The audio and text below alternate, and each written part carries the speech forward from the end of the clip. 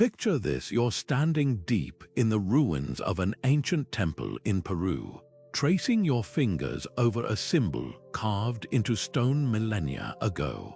Weeks later, you find yourself halfway across the world, exploring a pharaoh's tomb in Egypt, and there it is again, the exact same symbol, staring back at you. Not just similar, but identical in its twists and turns, as if the same hand had carved it in both places. How is that possible? These two cultures, separated by thousands of miles and vast oceans, with no known contact between them, yet they left behind echoes of the same mysterious designs, the same sacred shapes, the same silent messages meant to outlast empires. This is the heart of one of history's most captivating mysteries, what some researchers call the Empire of Echoes. It's the puzzling recurrence of symbols, motifs, and even architectural forms that appear again and again in cultures that should never have met. From the spiral carvings of Celtic Ireland to the sun discs of Incan Peru, from the swastika symbol revered across ancient India, Native America, and Bronze Age Europe, to the serpent eating its tail found in Egyptian, Norse, and Mayan traditions, these echoes whisper of connections we're only beginning to understand. In this video, we're setting out on a journey to explore just how these identical symbols emerged across oceans and eras. We'll dive into the leading theories, from forgotten maritime voyages and human migrations to the fascinating idea that some symbols are so deeply wired into us, they surface independently across the world. We'll look at the evidence, question long-held assumptions, and venture into what these echoes might mean, not just about our past, but about the incredible and still mysterious ingenuity of ancient humanity. This isn't just a story about art or archaeology. It's about rewriting the map of human history and discovering that our ancestors may have been far more connected than we ever imagined. So settle in, we're about to unravel a mystery that stretches across time, ocean, and imagination. So what exactly do we mean when we talk about the Empire of Echoes? It's a term that might sound like something from a fantasy novel, but it points to a very real and deeply intriguing pattern in our ancient past. Think of it not as a literal empire with an emperor and armies, but as a shadow network of ideas, a silent, invisible web of connections that seems to link civilizations across impossible distances. This concept describes those baffling moments when archaeologists, historians, or even curious travelers stumble upon the same symbol, the same architectural blueprint, or the same artistic motif in two cultures that, according to everything we know, should have developed in complete isolation from one another. Consider the mighty pyramids of Giza in Egypt and the towering temple pyramids built by the Maya in Central America. They are separated by the vast expanse of the Atlantic Ocean, and these two cultures flourished thousands of miles and hundreds of years apart. There's no historical record of an Egyptian pharaoh sending architects to Mesoamerica, and yet both societies arrived at the same brilliant, complex solution, constructing massive pyramidal structures aligned with precise astronomical points. This is more than a simple coincidence of shape. It's an echo of a shared idea, a similar approach to connecting the earthly realm with the heavens above. This phenomenon extends far beyond architecture. We find it in the smallest of details, a specific spiral pattern etched into a stone in Neolithic Ireland that looks nearly identical to one found on a pottery shard from the ancient Indus Valley civilization. Or the recurring symbol of a serpent consuming its own tail, representing cycles of eternity, which appears in the spiritual texts of ancient Egypt, the mythology of the Norse, and the traditions of the Aztecs. Each time we find another one of these parallels, it raises the same profound question. How did this happen? For centuries, this mystery has sparked fierce debate among experts. On one side, you have the diffusionists who argue that these echoes are evidence of long-forgotten contact. They propose that ancient mariners, traders, or migrating peoples somehow traversed the oceans, carrying their knowledge, their beliefs, and their symbols with them, seeding these ideas in new lands. Perhaps a storm blew a ship off course, or a daring explorer followed a star, leading to a chance encounter that changed the course of cultural history. On the other side are the proponents of independent invention, who believe that humanity's shared psychology and common challenges led different societies to arrive at similar solutions and symbols independently. They suggest that because humans everywhere look up at the same sun and stars, experience the same cycles of life and death, and possess similar cognitive hardware, it's only natural that we would develop similar myths, similar structures, and similar art. The pyramid, in this view, isn't a copied design but simply the most stable and logical way for an ancient culture to build something tall and monumental. The Empire of Echoes doesn't force us to choose one theory over the other. Instead, it invites us to hold both possibilities in mind, to live in that fascinating space of mystery and inquiry. It challenges the traditional narrative of history that often paints ancient civilizations as isolated islands of achievement, suggesting instead a world that might have been far more interconnected than our textbooks have led us to believe. This isn't about proving a single theory right, but about opening our minds to the incredible and still largely uncharted story of human creativity and connection. Every identical symbol is a clue, and we are only just beginning to learn how to read them. Now, let's turn our attention to one of the most fundamental and pervasive symbols found across the ancient world, the spiral. This simple, elegant form appears with a frequency that is nothing short of astounding, etched into stone, painted on cave walls, and woven into artifacts from cultures that span the entire globe. In the rolling green hills of Ireland, you can find the massive Neolithic stone at Newgrange, a passage tomb older than the pyramids of Giza, its entrance stone covered in vast, intricate spirals that seem to pull the eye inward. Travel thousands of miles to the sun-baked deserts of the American Southwest, and you'll see the very same spiral patterns carved into rock faces by ancestral Pueblo peoples. Cross the Pacific to Australia, and the spiral appears again in the sacred art of Aboriginal communities, a key element in Dreamtime stories that have been passed down for tens of thousands of years. So what is it about this shape that called out so powerfully to the human imagination, regardless of time or place? The meanings attributed to it are as varied as the cultures that created it, yet they often revolve around remarkably similar themes. For many, the spiral represented the cosmic cycles of existence, the turning of the seasons, the birth and death of stars, the endless rhythm of life, death, and rebirth. Its continuous, unbroken line evokes the flow of energy, perhaps the very life force that animates all living things. In a spiritual context, the spiral frequently symbolizes a journey, not a physical one across land, but an inward journey of consciousness, a path leading from the outer material world toward an inner center of enlightenment and understanding. The act of tracing a spiral, whether with a finger or the mind, becomes a form of meditation, a way to connect with the fundamental patterns of the universe. This incredible recurrence forces us to confront a central question head-on. Did the spiral motif diffuse from a single, ancient source, carried across continents by some of the first adventurous humans to explore our planet? Or does its universal presence point to something even more profound, a shared neurological blueprint within all of us, a deep-seated part of the human psyche that naturally gives rise to this form when contemplating the mysteries of life and cosmos.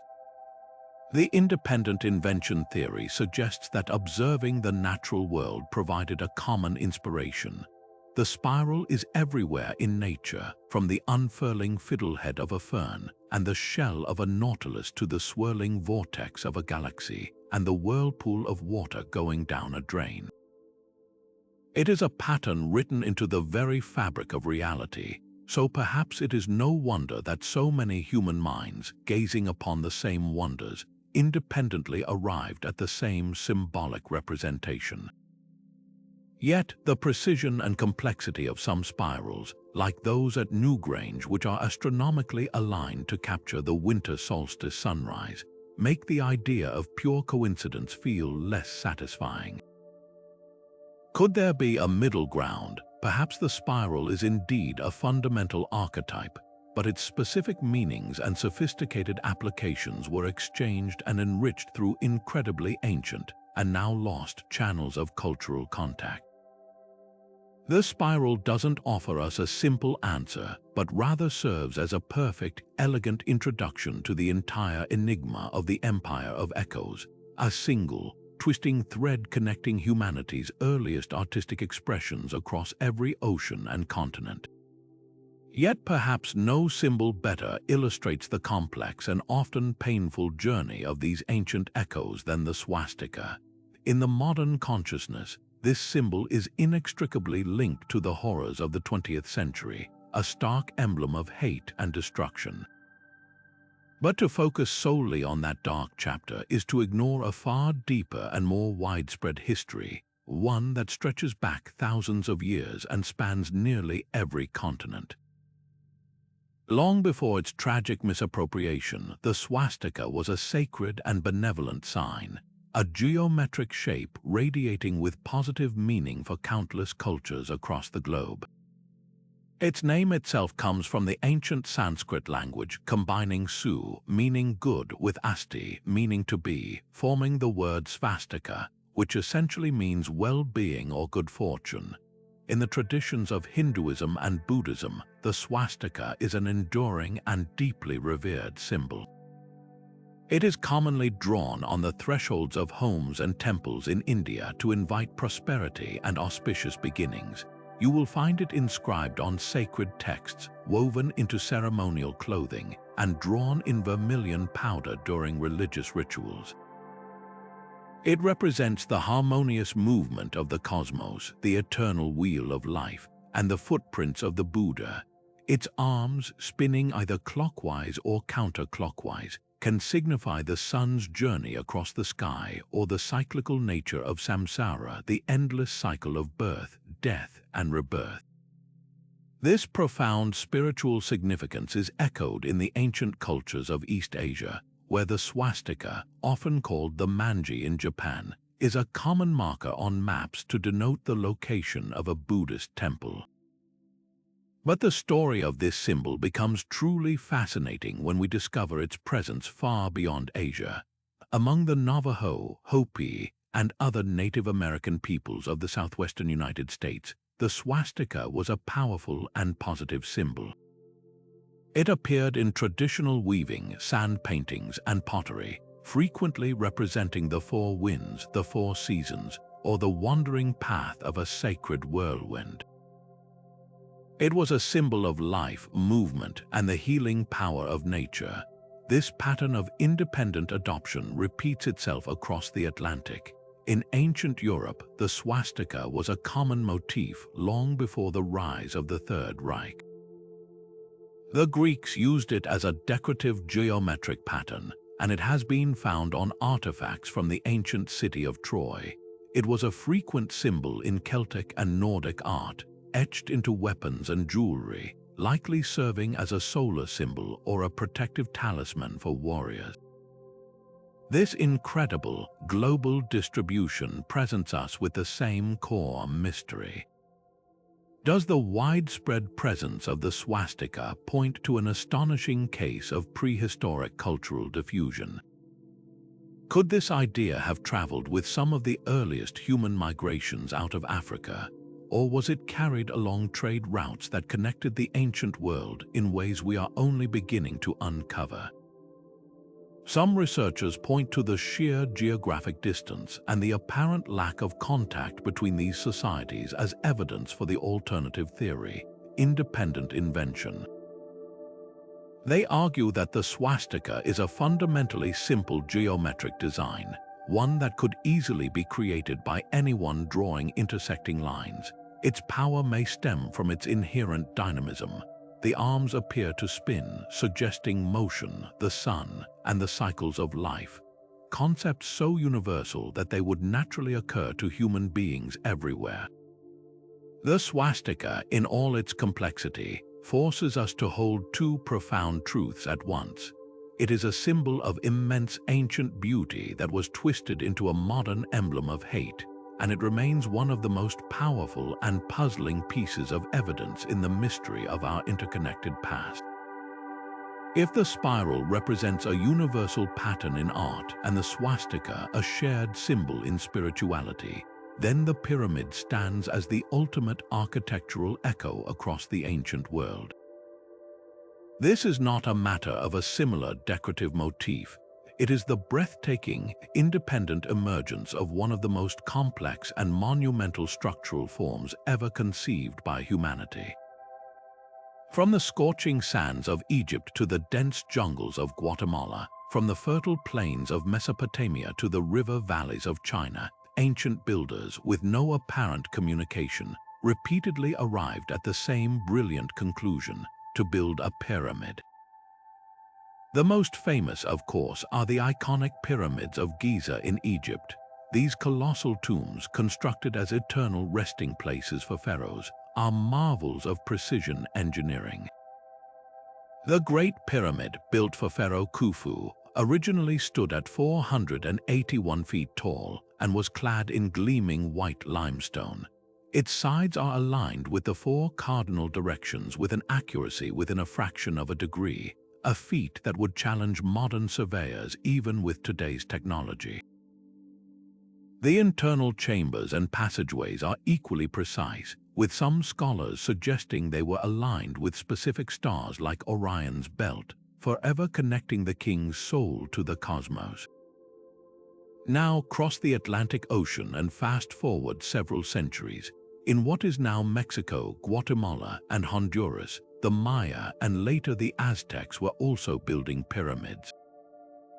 While the Egyptian pyramids primarily functioned as tombs, Mesoamerican pyramids were predominantly temples, often with a staircase ascending each of its four sides, leading to a sanctified platform at the summit where priests performed rituals. The Pyramid of the Sun at Teotihuacan and El Castillo at Chichen Itza are stunning examples. Despite their different primary purpose, the architectural parallels are uncanny. Furthermore, the Maya were also master astronomers. The step pyramid of El Castillo is a celestial calendar made of stone. During the spring and autumn equinoxes, the interplay of sunlight and shadow creates the illusion of a serpent slithering down the staircase, a direct and dramatic connection to their worship of the feathered serpent god Kukulkan. But the story doesn't end there. In ancient Mesopotamia, the cradle of civilization, the Sumerians and Babylonians built massive stepped structures known as ziggurats. These were not tombs, but rather holy mountains, a bridge between the earth and the heavens. The ziggurat of dedicated to the moon god Nana, was a towering mud brick structure with a temple at its peak where it was believed the deity would descend to meet with priests. Even in China, pyramids exist. The massive earthen tomb of the first emperor Qin Shi Huang, though now overgrown and resembling a hill, is a pyramidal burial mound. Nearby, dozens of smaller, grass-covered pyramids dot the landscape, serving as tombs for Han Dynasty emperors and nobles, showing this architectural idea was also present in East Asia. So why did this specific form, this four-sided structure tapering to a point, become such a universal focal point for ancient ambition and spirituality? Several compelling theories attempt to explain this global phenomenon. The most intuitive is the sacred mountain theory. For cultures developing in flat river valleys, be it the Nile, the Tigris and Euphrates, or the Yellow River, a mountain was a powerful, awe-inspiring natural feature. It was a place closer to the gods, a symbol of stability and permanence. By building their own mountains, these civilizations were creating a direct, physical link to the divine realm, a literal high place for communication with the heavens. Another fascinating, though more speculative, theory involves energy. Some researchers propose that the pyramidal shape itself has unique properties, capable of focusing or harnessing natural energies of the earth. While mainstream science remains skeptical, the idea persists that ancient builders might have intuitively understood something about this form that we are only beginning to explore with modern physics. The most demonstrable and widely accepted theory, however, is advanced astronomical knowledge.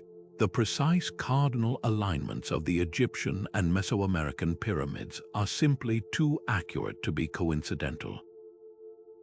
This points to a deep, cross-cultural understanding of the movements of the sun, stars, and planets. The pyramid, in this view, is not just a symbol of the cosmos but a functioning astronomical instrument, a stone embodiment of a complex calendar that governed agricultural cycles, religious ceremonies, and the very order of society.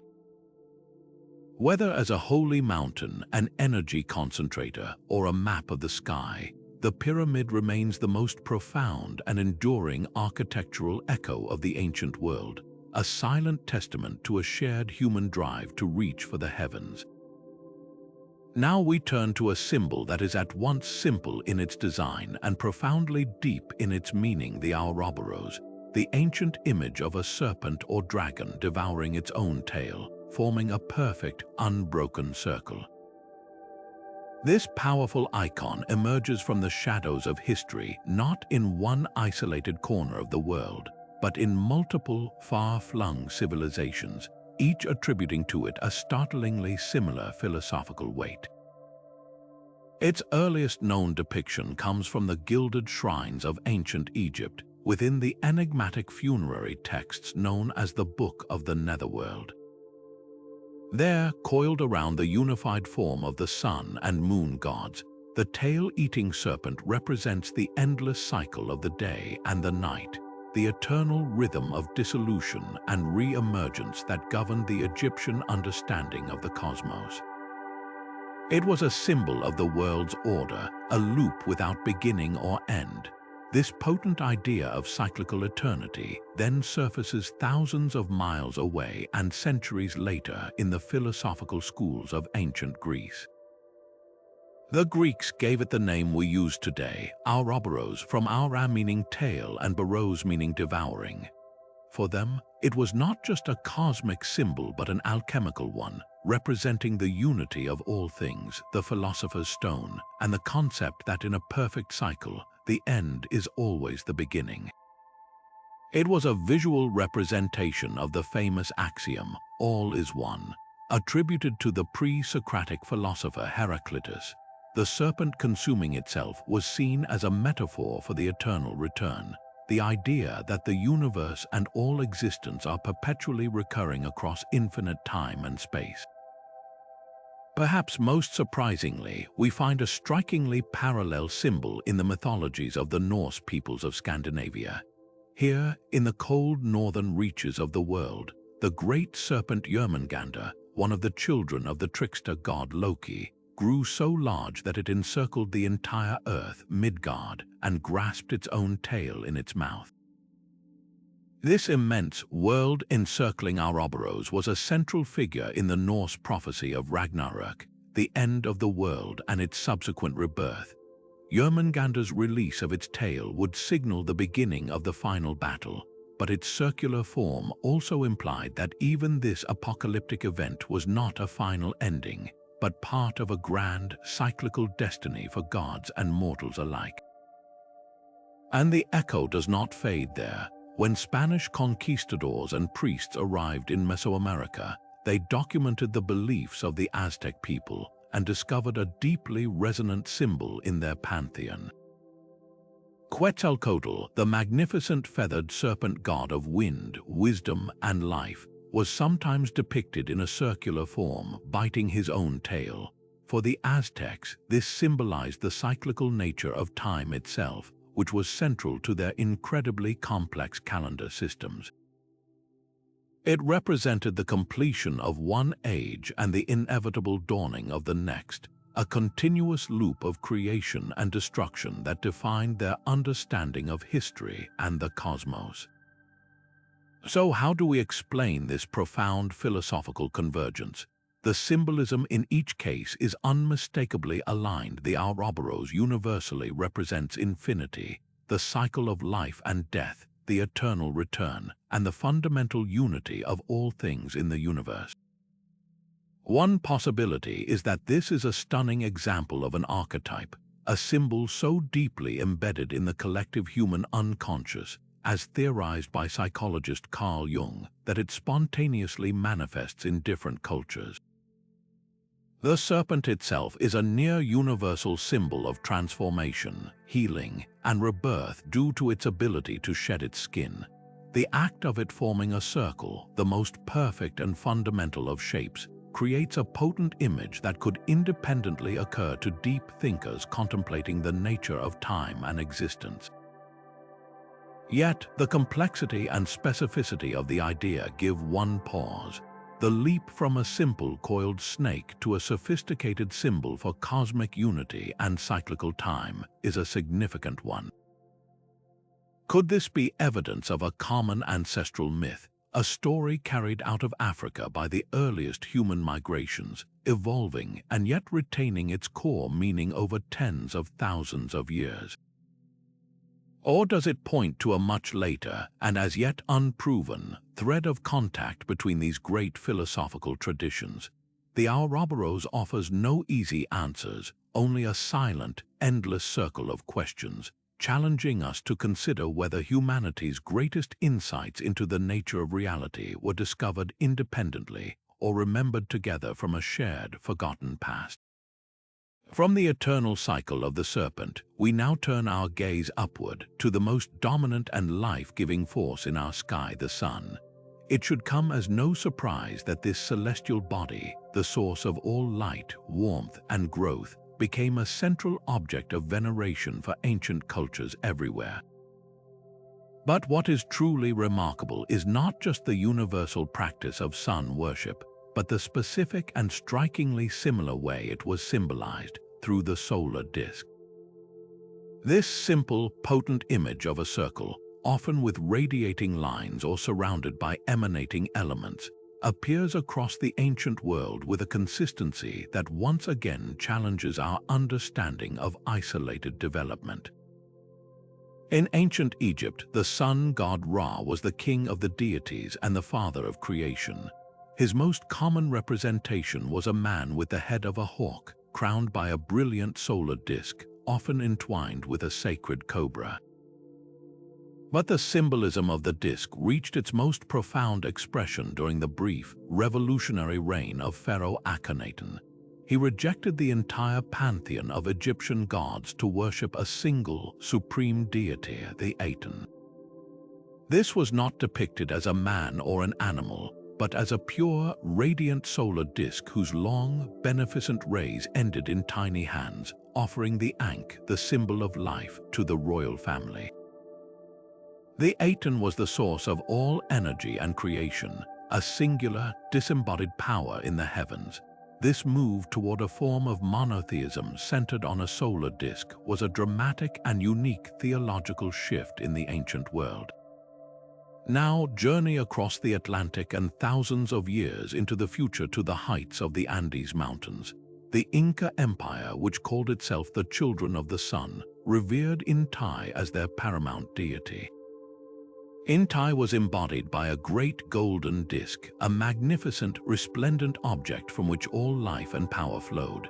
This was no abstract concept, it was a physical object of worship.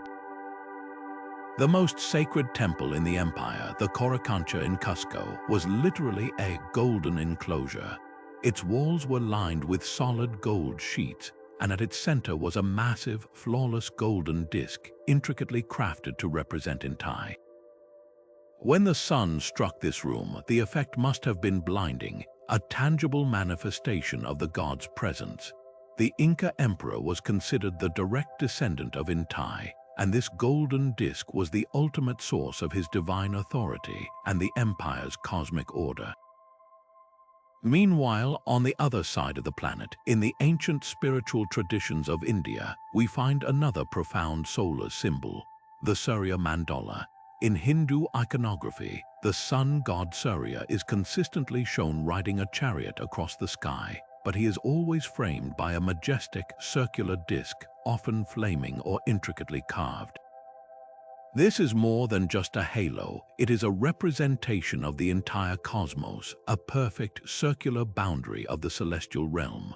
The Surya Mandala is not merely a picture of the sun, it is a complex cosmological diagram. It represents the eternal cycle of time, the wheel of the law, and the ultimate cosmic order or dharma. It is a symbol of the universe itself, with the sun as its radiant, ordering heart. So we are left with the same compelling question. Do these parallel symbols, the Egyptian Aten, the Inca golden disc, the Hindu Surya Mandala, point to a shared ancient origin of a solar-based creator god? An idea that somehow circumnavigated the globe in prehistory? Or is this a perfect example of what scholars call convergent symbolic development? The argument for convergence is powerful. The sun is objectively a disk in the sky. It is the most obvious and dominant circular form in nature. For any culture seeking to represent it, a circle is the most logical and immediate artistic choice. The addition of rays, flames, or hands is a natural way to express its emitting, life-giving energy. Furthermore, the sun's daily journey and annual cycle make it a universal metaphor for power, rebirth, kingship, and the very order of the cosmos. It is entirely plausible that multiple societies, observing the same celestial body and grappling with the same fundamental questions of existence, independently arrived at the same profound conclusion, that a radiant disk was the best symbol for the divine force that governs all life.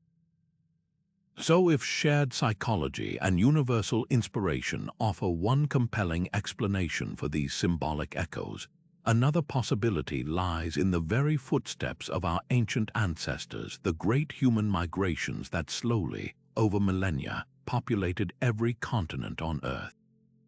It's a powerful notion that these shared symbols weren't independently invented at all, but were instead carried as precious cultural cargo in the minds and memories of the first explorers, preserved and passed down through countless generations as they journeyed into the unknown. The most famous of these epic journeys is the peopling of the Americas. For much of the last ice age, so much of the planet's water was locked up in massive glaciers that sea levels were dramatically lower. This exposed a vast land bridge between eastern Siberia and Alaska, a region scientists call Beringia. For thousands of years, this was not a bridge but a wide, habitable plain, teeming with wildlife that supported human communities. Then, as the glaciers began to retreat, corridors opened up, allowing these populations to gradually move south, spreading throughout North and South America. This migration wasn't a single event but a slow, multi-generational process, a river of humanity flowing into a new world. Now imagine a symbol, a spiral representing a journey, or a specific pattern believed to offer protection being etched onto a tool or drawn on a piece of leather in ancient Siberia. That same symbol and the stories and beliefs attached to it could have been carried across that land bridge, surviving for generations and eventually being reproduced on a rock face in what is now New Mexico or Peru. The journey was overland, but the cultural transmission spanned what would later become an ocean. An even more dramatic example of maritime migration is the astonishing expansion of the Austronesian peoples. Starting from the island of Taiwan around 5,000 years ago, these incredible seafarers developed advanced canoe technology and navigational skills that allowed them to undertake deliberate, long-distance voyages across the open Pacific. They didn't just drift, they explored and settled. Their expansion was one of the most widespread in human history, eventually reaching and populating a vast triangle of islands bounded by Hawaii in the north, Easter Island in the east, and New Zealand in the south, a territory larger than the entire continent of Asia. They carried with them a complete cultural package, distinctive pottery styles, agricultural practices like the cultivation of taro and breadfruit, and a complex social structure. Is it so hard to believe that they also carried a shared symbolic language? The same artistic motifs found on ancient pottery in the Philippines could have been transported in the minds of these voyagers, eventually being expressed in the monumental stone statues of Easter Island or the intricate wood carvings of the Maori in New Zealand. The ocean was not a barrier for them, it was a highway. This theory of migration-driven cultural transmission is no longer just speculation. Modern science is providing compelling evidence through genetics and linguistics.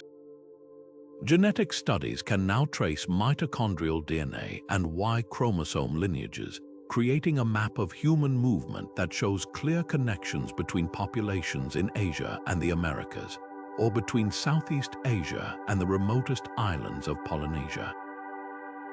These are the biological fingerprints of the Great Migrations. Linguistics provides another powerful line of evidence. By comparing core vocabulary words and grammatical structures across languages, scholars can reconstruct proto-languages and estimate when related language families diverged. The spread of the Austronesian language family, for instance, perfectly mirrors the archaeological evidence of their migration.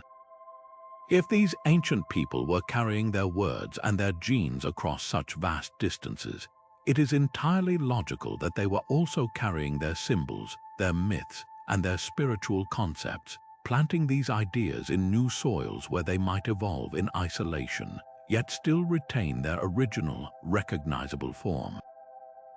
This doesn't explain every parallel, but it provides a solid, evidence-based pathway for how some of these echoes might have found their way across the globe. But if ancient migrations over land bridges offer one pathway for these echoes, what about the vast, seemingly impassable oceans that separate the continents? This brings us to one of the most thrilling and hotly debated questions in this entire mystery. Did ancient cultures possess the maritime technology and navigational skill to cross these great blue expanses, making deliberate contact long before the age of Columbus? The evidence, though often fragmentary and controversial, suggests we may have profoundly underestimated the seafaring prowess of our ancestors. Let's start with what we know for certain. The Phoenicians, a civilization based in the Levant around 3,000 years ago, were the undisputed masters of the ancient Mediterranean. Their sturdy, keeled ships, powered by both sail and oar, established trade networks that stretched from the Atlantic coast of Spain to the ports of Egypt and beyond. Greek historians like Herodotus recorded that a Phoenician fleet, commissioned by the Egyptian pharaoh Necho II, even accomplished the mind-boggling feat of circumnavigating the continent of Africa, a journey that would take them down the east coast around the Cape of Good Hope and back up through the Atlantic. This was not a casual coastal cruise, it was a multi-year voyage of incredible ambition, proving that ancient sailors were capable of undertaking long, open water journeys far out of sight of land. Even more impressive were the Polynesian voyagers, using nothing more than double-hulled canoes crafted from hollowed-out logs and woven sails. They conquered the largest ocean on Earth. Their navigation was a sophisticated art form, a deep knowledge passed down through generations. They read the subtle patterns of ocean swells, the specific flight paths of seabirds returning to land, the composition of clouds on the horizon that might hint at an unseen island, and the brilliant map of the stars moving across the night sky. This wasn't guesswork, it was a complex empirical science that allowed them to voyage thousands of miles across the trackless Pacific to find and settle tiny, remote islands like Hawaii and Easter Island. If these cultures could achieve such feats, is it really so difficult to believe that others might have attempted, or even succeeded in, crossing the narrower Atlantic or Pacific? This possibility is fueled by a series of tantalizing and often perplexing artifacts that seem out of place. In the heart of the Olmec civilization of ancient Mexico, archaeologists uncovered massive stone heads, each weighing many tons and carved with strikingly realistic and individual features. What has always captivated researchers is that these faces do not look typically Native American. Instead, they possess what some describe as African characteristics: broad noses and full lips. This has led to a controversial theory, fiercely debated within academia, that ancient Africans from the Nile Valley or West Africa might have crossed the Atlantic and influenced early Mesoamerican culture. Mainstream scholars largely attribute the style to indigenous artistic expression, but the resemblance remains a persistent enigma. Across the ocean, other strange finds have emerged. In the waters off Brazil, a diver allegedly recovered what appeared to be ancient Roman jars or amphorae from a shipwreck. In Texas, a small hoard of Roman coins from the reign of Emperor Constantine was reportedly found buried in a Native American mound. While most of these finds are dismissed by experts as modern hoaxes or misidentified objects from later Spanish shipwrecks, they continue to capture the public imagination and fuel speculation. Perhaps the most credible evidence for pre-Columbian contact comes not from the Atlantic but from the Pacific.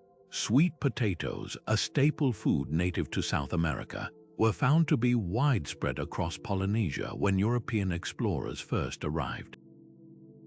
The Polynesian word for the sweet potato, kumola, bears a fascinating resemblance to the Quechua word from the Andes, kumara.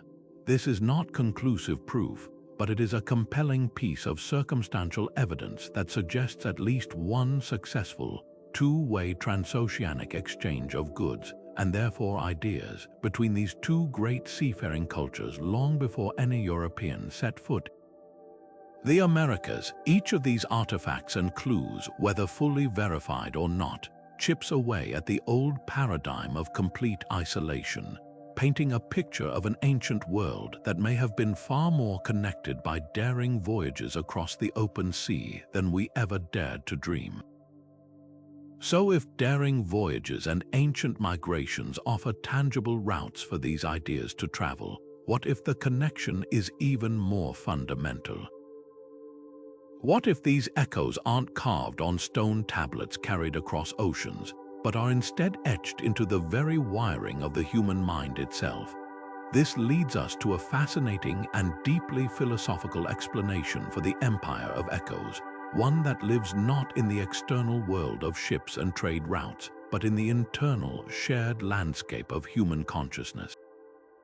This is the realm of cognitive universals and archetypes, concepts that suggest we are all born with a common psychological toolkit that predisposes us to see the world and symbolize it in strikingly similar ways. The most famous framework for this idea comes from the pioneering Swiss psychiatrist Carl Jung. He proposed the existence of what he called the collective unconscious, a kind of psychological inheritance, a deep layer of the mind shared by all humanity, which contains universal, primordial images and patterns of thought known as archetypes. Think of these not as specific, detailed symbols, but as fundamental blueprints or templates for understanding core human experiences. An archetype is like a psychological riverbed through which the water of experience naturally flows. For instance, the mother archetype isn't a picture of anyone's specific mother, but the universal concept of nurturing, protection, and source of life. The hero archetype represents the journey of overcoming adversity and achieving transformation. Jung believed that these archetypes spontaneously generate similar myths, motifs, and symbols across different cultures because they are built into our mental firmware. When an ancient artist in Egypt carved a serpent eating its tail, and a shaman in Mesoamerica drew the same image, Jung might argue they were both independently giving form to the same deep, internal archetype of wholeness, infinity, or the cycle of life and death. They weren't copying each other, they were both tapping into the same profound well of universal human understanding. Modern cognitive science offers a complementary, though less mystical, perspective. It suggests that our shared biology and common experiences of the world lead to convergent symbolic thinking through a process sometimes called the psychic unity of mankind. All humans, regardless of culture, share the same basic cognitive apparatus. We have similar visual systems, similar brains that are hardwired to recognize patterns and seek meaning. More importantly, we all inhabit the same planet and are shaped by the same fundamental, awe-inspiring forces of nature. The sun is not just a symbol, it is the objective, undeniable source of light, warmth, and life for every single human being. It dictates our days, our seasons, our very survival. Is it any wonder that dozens of cultures, looking up at this brilliant, life-giving disk, independently arrived at the idea of representing it as a circle with radiating lines? They weren't in communication, they were all responding to the same overwhelming, universal stimulus with the same pattern-seeking brain. Similarly, consider the near-universal symbolism of the serpent. Across the globe, snakes are creatures of profound paradox. They are feared for their venomous bite, yet revered for their ability to shed their skin, which makes them a powerful natural symbol of death and rebirth, healing and danger. This isn't a cultural choice, it's an observation of a biological fact. A human brain encountering a snake has a primal, instinctual reaction. That universal experience of caution and fascination provides a common raw material that cultures then weave into their mythologies, be it as a symbol of evil and temptation in the Abrahamic traditions, or as a deity of wisdom and regeneration like the Nagas in Hinduism and Buddhism, or as a bringer of knowledge like the plumed serpent Quetzalcoatl. The shared starting point in our psychology and our environment makes the independent emergence of similar symbols not just possible, but in many cases highly probable. This theory doesn't necessarily disprove all contact, but it provides a powerful and elegant explanation for why so many of these echoes exist, suggesting that the most profound connections between ancient cultures may not be physical, but psychological, a silent, shared language of the mind that has been spoken since the dawn of human consciousness. But beyond the shared psychology of sun worship and serpent symbols, there's another layer to this mystery that unfolds not on the earth but in the sky above it. Ancient cultures worldwide were, first and foremost, master observers. Without the light pollution of modern cities, the night sky was a brilliant, overwhelming tapestry, a clockwork of moving lights that dictated the rhythms of life. It's no surprise then that so many of the symbols we find repeated across the globe aren't just artistic expressions. They are precise celestial maps, sophisticated reflections of astronomical observations that could indeed have been discovered independently by any culture that dedicated itself to watching the heavens. Consider the progression of the seasons, the most fundamental cycle for any agricultural society. Knowing precisely when to plant and when to harvest was a matter of survival. To track this, ancient astronomers from Britain to Peru learned to mark the solstices and equinoxes by observing the sun's changing path across the horizon. The most famous example is Stonehenge in England, where the massive heel stone aligns perfectly with the rising sun on the summer solstice, flooding the center of the circle with light. This wasn't just a ceremony, it was a giant stone calendar. Now, travel over 5,000 miles to the pyramids of Chichen Itza in Mexico. Here, the Maya designed El Castillo so that on the spring and autumn equinoxes, the interplay of sunlight and shadow creates the illusion of a serpent slithering down the staircase. Two completely different cultures separated by an ocean, both developed massive stone monuments that used the sun's light to mark the most critical days of the year with breathtaking precision.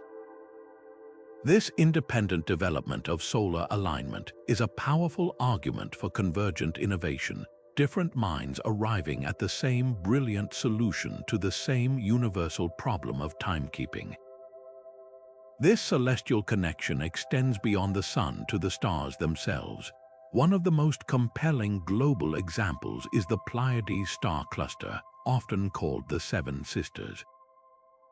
This tiny, distinctive group of stars has been revered, mythologized, and used as a seasonal marker by cultures on every continent. For the ancient Greeks, the Pleiades were the seven daughters of the Titan Atlas, placed in the sky to escape the pursuit of Orion. Their heliacal rising, their first appearance in the dawn sky after a period of invisibility, signaled the start of the sailing season in the Mediterranean. On the other side of the world, the Maori of New Zealand knew the cluster as Matariki. Its first appearance in the pre-dawn sky in June marked their new year, a time for remembrance, celebration, and planning for the new season. Meanwhile, many Native American tribes, such as the Kiowa, have oral traditions that tell of seven sisters who were placed in the sky to save them from a giant bear, and the cluster's position was used to time the annual buffalo hunts. The independent cultural significance of this one specific star cluster is astounding. It's a pattern just noticeable enough to capture the imagination, yet its movements are perfectly attuned to the agricultural calendar, making it a natural and logical timekeeping tool for any attentive society. Perhaps the most dramatic and universally awe-inspiring celestial event is a solar eclipse, the moment when the day is suddenly swallowed by an unnatural night. The experience is so profoundly shocking that it's little wonder cultures worldwide developed similar symbols to represent this terrifying meeting of the sun and moon. A common motif found in many mythologies is that of a celestial beast or demon devouring the sun. The ancient Chinese spoke of a heavenly dragon, the Vikings told of sky wolves, Skal and Hati, forever chasing the sun and moon, and the Inca believed a giant jaguar was attacking the sun, prompting loud rituals to drive it away. While the specific creature changes from culture to culture, the core symbolic idea remains the same. Something is consuming the light of the sun. This isn't likely a case of a story being carried around the world. It's a case of different human minds witnessing the same terrifying, inexplicable event and using the same symbolic language of consumption and battle to make sense of it. The independent development of eclipse symbolism demonstrates how universal experiences in the sky could naturally give rise to parallel myths and icons, creating another powerful echo that resonates from one ancient civilization to the next. From the grand cycles of the cosmos and the architecture of the heavens, we now turn our focus to a more intimate, yet equally profound, symbol that emerges from the water, the lotus flower. This is not a symbol carved in stone or aligned with the stars, but one that grows from the mud, rising through murky water to bloom, pristine and beautiful in the sunlight. This powerful journey from darkness to light made the lotus an irresistible metaphor for ancient spiritual seekers, and its symbolic resonance can be found elevating art and ritual from the banks of the Nile to the Ganges and beyond. In the spiritual landscape of ancient Egypt, the lotus, specifically the blue lotus known as Nymphea caerulea, was far more than a simple flower. It was a divine emblem of creation and rebirth, deeply woven into the very fabric of their cosmology. Each day as the sun set, it was believed to be swallowed by the goddess Nut. During the night, it would travel through the underworld, and at dawn, it would be reborn, a cycle the Egyptians saw mirrored in the behavior of the lotus. Each night, the lotus flower closes its petals and sinks beneath the water's surface, only to re-emerge and open again at sunrise. Because of this, the lotus became inextricably linked to the sun god Ra and the concept of daily renewal. It was a symbol of the sun itself rising from the primordial waters of Nun. This connection was made tangible in their art and architecture. Colossal stone pillars in temples were carved to resemble lotus stalks, their capitals blooming into the flower, holding up the very heavens. Pharaohs were depicted inhaling the lotus's scent, believed to have divine and revitalizing properties, and the flower was a common motif in funerary art, promising the deceased a similar rebirth into the afterlife, just as the sun and the lotus were reborn each day. Thousands of miles to the east, in the ancient Indus Valley, and later across the Indian subcontinent, a different species of lotus, the sacred pink lotus Nelumbo nucifera, held a position of even greater spiritual supremacy. In Hinduism, the lotus, or Padma, is associated with purity, beauty, and most importantly, non-attachment.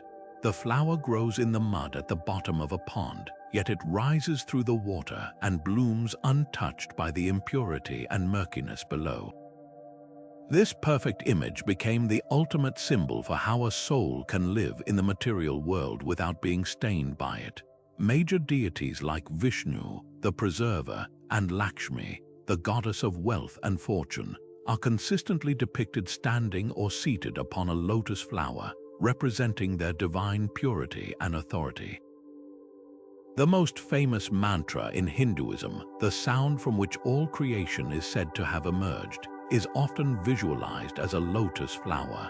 This symbolism was profoundly deepened and expanded within Buddhism. The story of the Buddha's first steps tells that wherever he stepped, lotus flowers bloomed. In Buddhist iconography, the Buddha is almost always shown seated in meditation upon a fully open lotus throne, representing the full flowering of enlightenment achieved through overcoming the suffering of the mundane world. The lotus thus became the preeminent symbol for the potential of all beings to attain Buddha nature, to rise from the mud of ignorance and desire to achieve perfect wisdom and compassion. This potent symbolism then flowed eastward along with Buddhist teachings into China, Korea, and Japan. In these cultures, the lotus retained its core meanings of purity, spiritual awakening, and non-attachment, but it was also adapted into local artistic and philosophical traditions.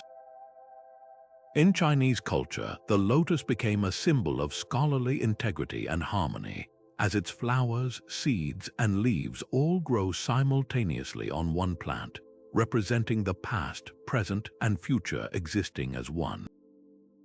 It is also a symbol of marital harmony and fertility. The lotus continued to be a central focus in religious art, with statues of bodhisattvas like Guanyin depicted standing on lotus blossoms. The meticulous depiction of the lotus in East Asian art, from delicate ink paintings to intricate porcelain designs, shows a reverence for its form and meaning that rivals its significance further west. When we step back to look at this entire geographical and cultural spectrum, we are once again faced with the central question of the empire of echoes. Does the lotus's journey represent a clear case of cultural diffusion, carried along the thriving trade routes of the ancient world, particularly the Silk Road, which connected India with Central Asia and eventually the Mediterranean? Or does its symbolic power stem from a parallel spiritual discovery? The argument for independent invention is compelling. The lotus's natural life cycle is a perfect, observable metaphor for triumph over adversity, for purity emerging from filth, and for rebirth. It is a metaphor that could easily occur to any culture that encountered this remarkable plant. The ancient Egyptians had the blue lotus, while the Indians and East Asians had the pink lotus. They were venerating different, though similar, species based on what was locally available. This suggests that the symbol may have sprung independently from a shared human observation of nature's most elegant parable.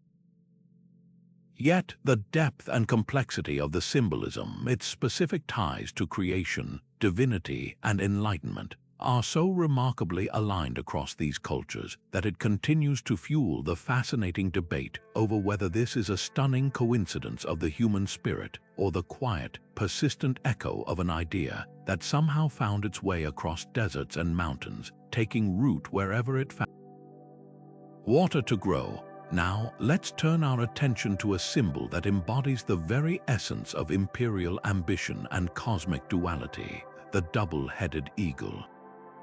This powerful heraldic image, with a single body gazing resolutely in two opposite directions, presents a fascinating case study in how a symbol of supreme authority can emerge across wildly different cultures and epochs.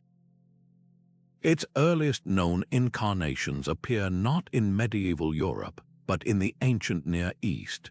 Archaeologists have uncovered striking examples of the double-headed eagle on stone reliefs from the Hittite Empire, a formidable Bronze Age civilization that flourished in what is now Turkey around 3,500 years ago.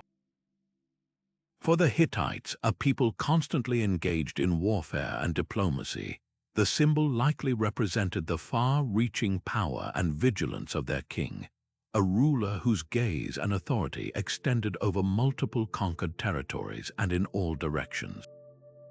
Centuries later, and after the Hittite Empire had long faded into dust, the double-headed eagle was resurrected with even greater grandeur by the Byzantine Empire. Based in the magnificent city of Constantinople, the Byzantines saw themselves as the direct continuation of the Roman Empire, and they adopted the double-headed eagle as a potent symbol of their dual sovereignty, both secular and religious. The two heads came to represent the emperor's equal authority over East and West, a powerful claim to universal dominion even as their actual territories shrank.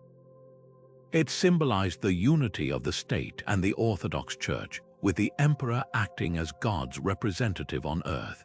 When the Holy Roman Empire in Central Europe rose to prominence, its Germanic emperors, seeking to evoke the same grandeur and divine right to rule, eagerly adopted the symbol for themselves. For them, it represented the dual nature of their authority, both spiritual and temporal, and their claim to be the successors of the ancient Roman emperors. The symbol became so deeply associated with imperial power that it was later adopted by the Russian Tsars after the fall of Constantinople, and it still appears on the coats of arms of numerous European nations and noble families today, a lasting echo of a bygone era of empires. But the story of the double-headed eagle takes its most surprising and enigmatic turn far from the palaces of Europe, on the other side of the Atlantic Ocean. Among certain Native American cultures of the Pacific Northwest, notably the Tlingit and Haida peoples, a strikingly similar symbol appears in their rich tradition of totem poles and ceremonial art. Here, the double-headed eagle, or sometimes a double-headed bird, is a significant crest figure, a symbol of high status and spiritual power. In the complex social structure of these societies, such crests are owned by clans and families, representing their history, lineage, and privileges. The double-headed eagle in this context is often interpreted as a symbol of enhanced vision and perception, the ability to see into both the physical and spiritual worlds simultaneously. It represents a mediator between realms, a being of immense power and prestige.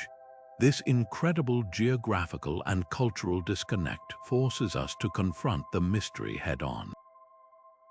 How did the same complex, specific symbol, an eagle with two heads, appear in the art of pre-Columbian America and the heraldry of medieval Europe?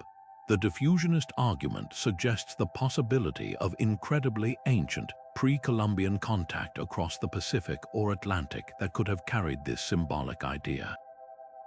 Perhaps it was a concept carried by Norse explorers who reached North America, or even a much older, forgotten transoceanic exchange that left this one symbolic fingerprint behind. However, most historians find the evidence for this tenuous at best. The alternative theory is one of independent invention based on a shared logical concept. The idea of duality is a fundamental one for organizing the world. Light and dark, good and evil, earth and sky, war and peace. A two-headed creature is a universal and powerful way to visually express this concept of balanced, omnipotent power. For an empire, it symbolizes rule over two halves of a domain. For a shamanic tradition, it symbolizes the ability to perceive two different worlds. Both cultures, in their own way, could have independently arrived at the same artistic solution to represent the immense, all-seeing power of their leadership and their cosmology. The double-headed eagle doesn't give us a definitive answer, but it perfectly encapsulates the tension at the heart of the empire of echoes between a world connected by forgotten threads of exchange and a humanity united by the shared, innate language of symbol. For all the compelling theories of migration, seafaring, and shared psychology, there remains one of the most alluring and controversial explanations for the empire of echoes, the idea that these shared symbols are not the product of known cultures at all, but are instead the scattered, fading footprints of a much older, much more advanced civilization that was lost to some great cataclysm. Mother culture whose knowledge was carried across the world by its survivors. This is the world of lost civilization hypotheses, a realm where history, archaeology, and myth collide with powerful and often unverifiable storytelling. The grand patriarch of all these tales is, of course, Atlantis. Our primary source for this legend comes from the ancient Greek philosopher Plato, who wrote about it in his dialogues Timaeus and Critias around 360 BC. Plato did not present Atlantis as a myth. He framed it as a historical account passed down to his ancestor, Solon, by Egyptian priests. According to Plato, Atlantis was a formidable naval power that lay beyond the Pillars of Hercules, which we know today as the Strait of Gibraltar. It was an island continent, rich in rare metals and lush vegetation, and was home to an advanced, prosperous society with magnificent architecture and sophisticated engineering. Plato describes its central city as a series of concentric rings of water and land, with a grand palace at its heart. The Atlanteans, initially virtuous, eventually became corrupt and arrogant, and as punishment, the gods sent violent earthquakes and floods in a single day and night of misfortune, causing the island to sink beneath the ocean, vanishing forever. Plato's story was likely a philosophical allegory, a cautionary tale about the dangers of hubris and the ideal state. But over the centuries, it was taken up as historical fact by countless thinkers, explorers, and mystics. Ignatius Donnelly's 1882 book, Atlantis, The Antediluvian World, was a landmark in popularizing the idea. He argued that Atlantis was not just a story but a real continent, the true cradle of all civilization, and that its destruction explained the shared cultural traits including symbols, myths, and architectural styles found on both sides of the Atlantic. In this view, the pyramids of Egypt and Mesoamerica aren't independent inventions. They are the inherited architectural blueprint of the Atlanteans, built by their descendants who fled the cataclysm and brought their knowledge to the primitive peoples of the world. A similar, though less famous, hypothesis exists for the Pacific Ocean, the lost continent of Lemuria or Mu, first proposed in the 19th century to explain the curious distribution of lemurs in Madagascar and India. The scientific theory of a sunken land bridge was quickly discarded by geology. However, it was eagerly adopted by occultists and spiritualists like Helena Blavatsky, who wove it into her theosophical beliefs.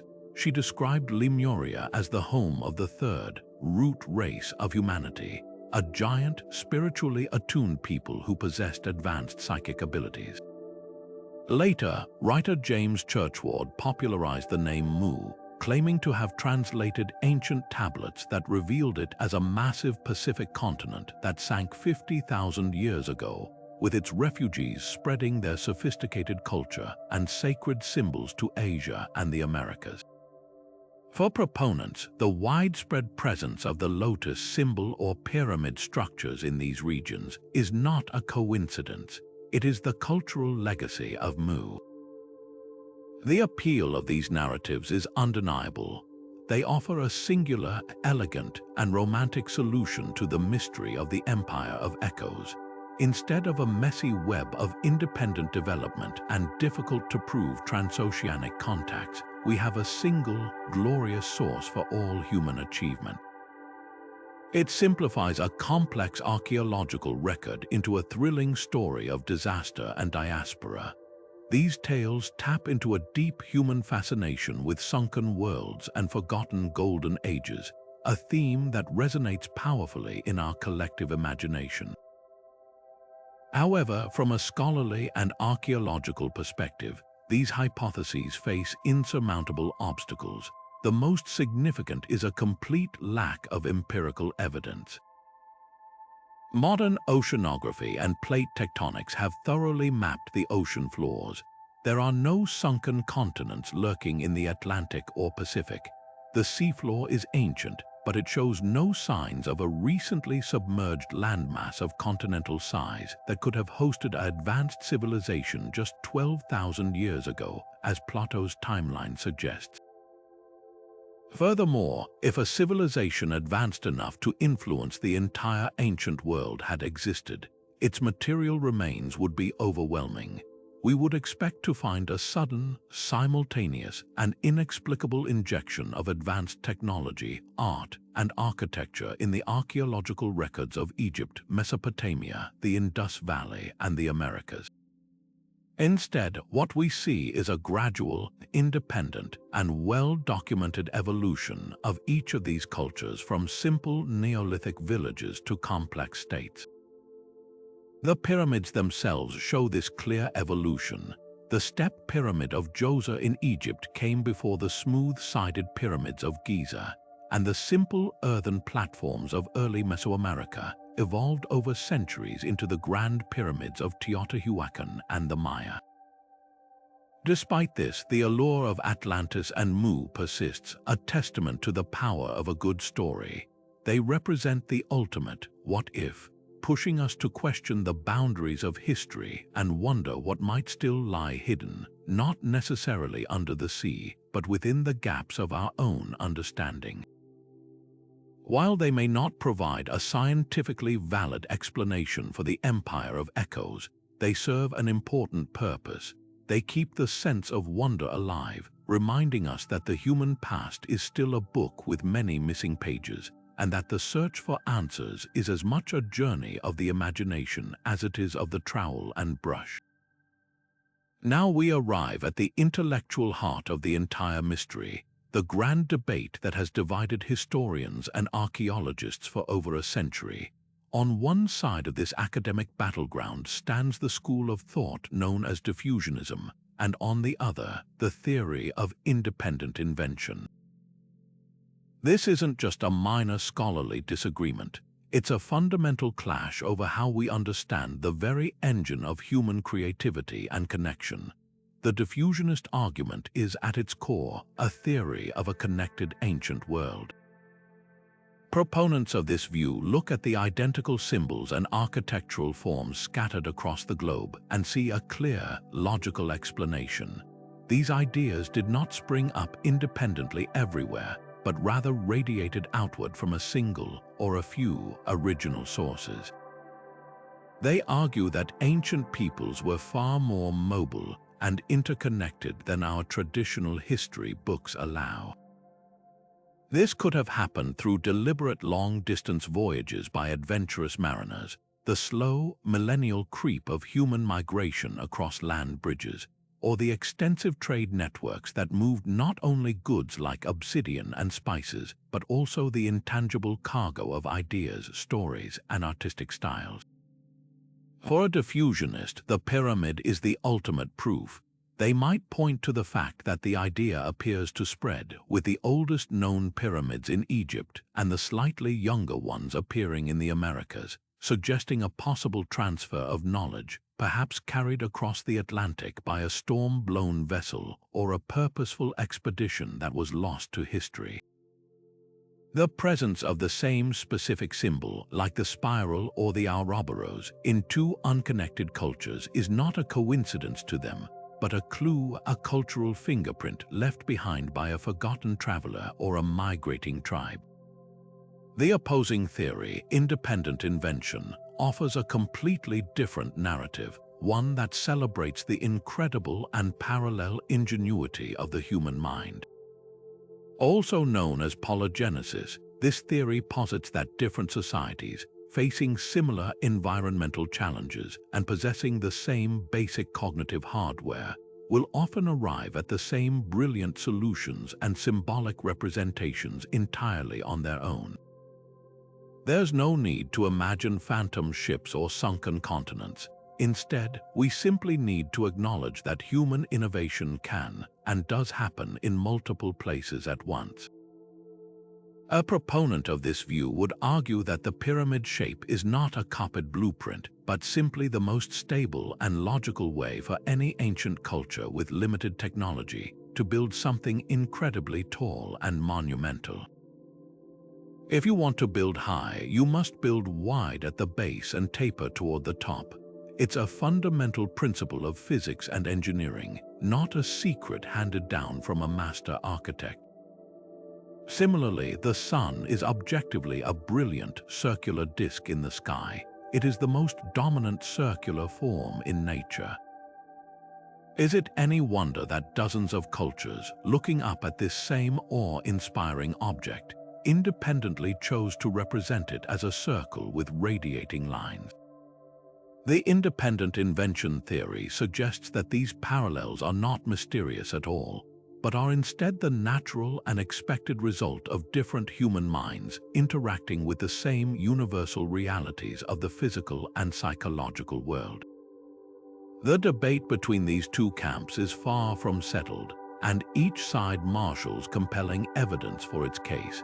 Diffusionists often point to the very specific and complex nature of some symbols. The Ouroboros, for instance, is not a simple sun or spiral. It is a highly specific philosophical concept, a serpent eating its tail to represent eternity. The odds of that exact same complex idea emerging independently in Egypt, Greece, Scandinavia, and Mesoamerica seem, to some, astronomically low. This, they argue, is stronger evidence for some form of contact than a simple shared shape. On the other hand, proponents of independent invention highlight the glaring lack of conclusive archaeological evidence for pre-Columbian transoceanic contact. Where are the shipwrecks, the distinctly foreign artifacts in clear archaeological layers, or the evidence of old-world diseases in the Americas before 1492? Furthermore, they point out that while the broad ideas are similar, the details and applications are almost always different. Egyptian pyramids were primarily sealed tombs for pharaohs, while Mesoamerican pyramids were functioning temples with staircases for priests to ascend. The swastika in India might spin clockwise for auspiciousness, while in some Native American traditions, its meaning is tied to migration and the four winds. These cultural nuances suggest a long process of local development and adaptation, not the direct copying of a borrowed idea. In the end, the most satisfying answer likely lies not in choosing one theory over the other, but in finding a balance between them. The rigid, dogmatic diffusionism of a century ago, which often denied the creativity of non-Western cultures by suggesting all their achievements were borrowed, has rightly fallen out of favor. Similarly, a strict independent invention model that completely dismisses the possibility of any pre-Columbian contact seems increasingly difficult to maintain in the face of tantalizing clues like the sweet potato's journey across the Pacific. The truth of the empire of echoes probably exists in a gray area, a world where most symbols and innovations were indeed the product of independent genius, born from shared human psychology and common challenges, but where occasional, incredible voyages did happen. Perhaps a single boatload of survivors from a storm once made it across an ocean, and their stories and symbols were absorbed into the local culture, creating one single, inexplicable echo among a chorus of parallel invention. This nuanced view allows us to marvel at both the incredible ingenuity of isolated human societies and the daring, unpredictable threads of connection that may have occasionally woven them together, creating the beautiful and complex tapestry of our shared ancient past. But what if the echoes we see in stone and art are also echoed in the very words we speak? This brings us to a fascinating and highly controversial field of study: the search for linguistic parallels. The idea is as compelling as it is complex. If the word for a powerful symbol, like the sun or a serpent, sounds similar and carries a similar meaning in languages that are supposedly unrelated and separated by vast distances, could this be the smoking gun for an ancient, shared cultural origin?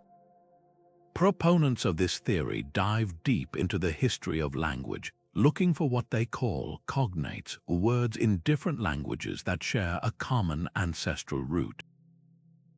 For instance, the word for father is strikingly similar across many Indo-European languages: pater in Latin, pater in Greek, father in English, vater in German, and pidar in Persian. This similarity isn't coincidence. It's hard evidence that these languages all evolved from a single proto-language, spoken by a group of people thousands of years ago. The question then becomes, can we find similar, tantalizing connections for the key symbols of the empire of echoes across language families that are not known to be related? Let's take one of the most universal symbols we've discussed, the serpent. The English word serpent comes from the Latin serpens, meaning creeping thing. But look to the other side of the world. In the Quechua language of the Andes, the word for a sacred or powerful serpent is amayu. This bears a fascinating, and to some startling, resemblance to the name of a primeval Egyptian serpent deity, Amet, the devourer of souls, and even to the Sumerian word for a dragon or serpent, Mashasu. Could these similar-sounding words for such a potent mythological creature be a remnant of a very ancient, shared vocabulary carried by the first humans who migrated out of Africa? Another example often cited is the word for the sun itself. The Egyptian sun god is Ra. In Japanese, the word for the sun as a deity is Amaterasu.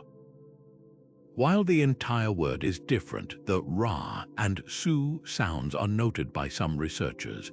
More compelling to some is a comparison with the word for light or sun in certain Native American languages.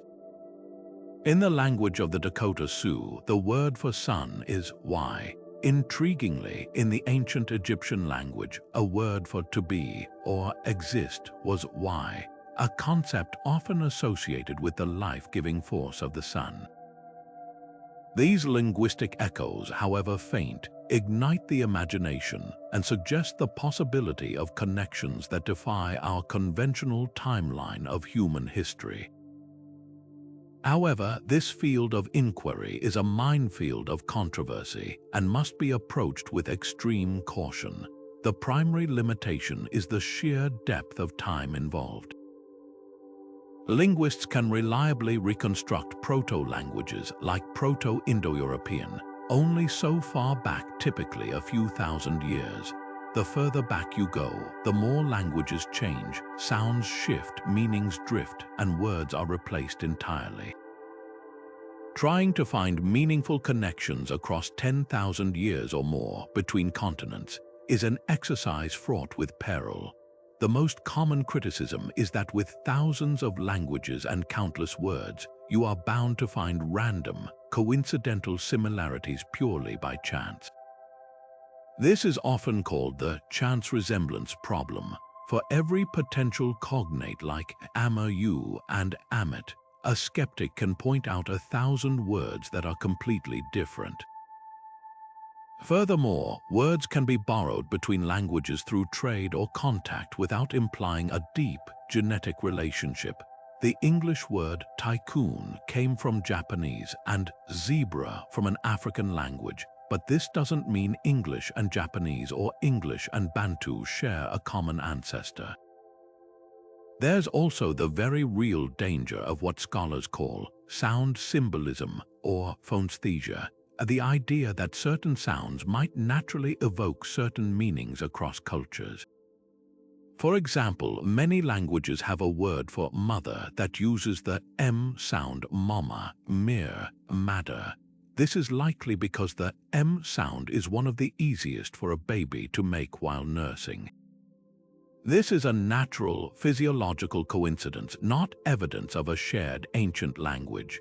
A critic would argue that finding similar-sounding words for serpent, which might involve hissing S sounds, could be a similar phenomenon rather than proof of diffusion. Despite these significant limitations, the search for linguistic parallels remains a captivating, if fringe, aspect of the mystery.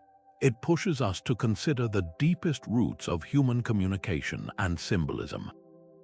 While it may not provide definitive proof of a global empire of echoes, it adds another layer of intrigue, suggesting that the connections between ancient cultures might be woven not just into their art and architecture, but into the very fabric of their speech, a whispered secret passed down through hundreds of generations, now almost but not entirely lost to time. Moving from the realm of language to the physical objects left behind, we find some of the most tangible and provocative evidence for this global mystery etched into clay, stone, and bone. While symbols on their own are compelling, discovering entire systems of markings or identical tool designs on artifacts separated by continents and millennia forces us to confront the possibility of contact with even greater seriousness. This is not about a single spiral or sun disk. It is about the complex grammar of technology and communication, and the startling possibility that its early chapters may have been shared. One of the most perplexing examples comes from the Neolithic villages of the Danube River Valley in southeastern Europe. Here, the Vinča culture flourished over 7,000 years ago, a sophisticated society of farmers and artisans that predated the rise of Mesopotamia and Egypt. Among the ruins of their settlements, archaeologists have unearthed a fascinating collection of artifacts, primarily clay figurines, spindle whorls, and pottery, covered in a series of intricate, abstract symbols. These are not simple pictures of animals or people. They are an organized set of lines, crosses, swirls, and branching patterns that look for all the world like a deliberate script. The markings, now known as the Vinča symbols or the Old European script, appear with such consistency and on such specific types of objects that many researchers believe they represent one of the earliest forms of proto-writing in the world, a system of notation perhaps used for ritual purposes, ownership, or accounting. Now shift the scene entirely to the Indus River Valley in modern-day Pakistan and northwest India, where another magnificent Bronze Age civilization thrived between 5,000 and 4,000 years ago. The Harappan culture was remarkably advanced, with meticulously planned cities, complex drainage systems, and a vibrant economy, and they too left behind a powerful mystery, the Indus Valley script. Found primarily on small, carved soapstone seals used for stamping goods, this script consists of a captivating array of abstract symbols, human and animal figures combined with intricate signs including lines, crosses, and branching patterns. The stylistic resemblance to the much older Vinca symbols is, to some eyes, uncanny. Both systems use a similar repertoire of geometric shapes, and both remain largely undeciphered, standing as silent sentinels guarding their secrets. The enormous geographical and temporal gap between the two cultures makes a direct connection seem impossible, and yet the visual parallel is so striking that it has fueled speculation for decades. Could these similar-looking scripts be evidence of an incredibly ancient, shared symbolic language that spread from a common source? Or are we seeing the independent development of a fundamental human impulse to create abstract marks as a means of storing and transmitting information? Beyond inscribed tablets, the echoes appear in the very tools ancient people used to shape their world. A particularly fascinating case is the distinctive bell-shaped metal furnace, a specific design used for smelting copper. This design appears in the archaeological record of both the ancient Middle East and, thousands of miles away, in parts of West Africa.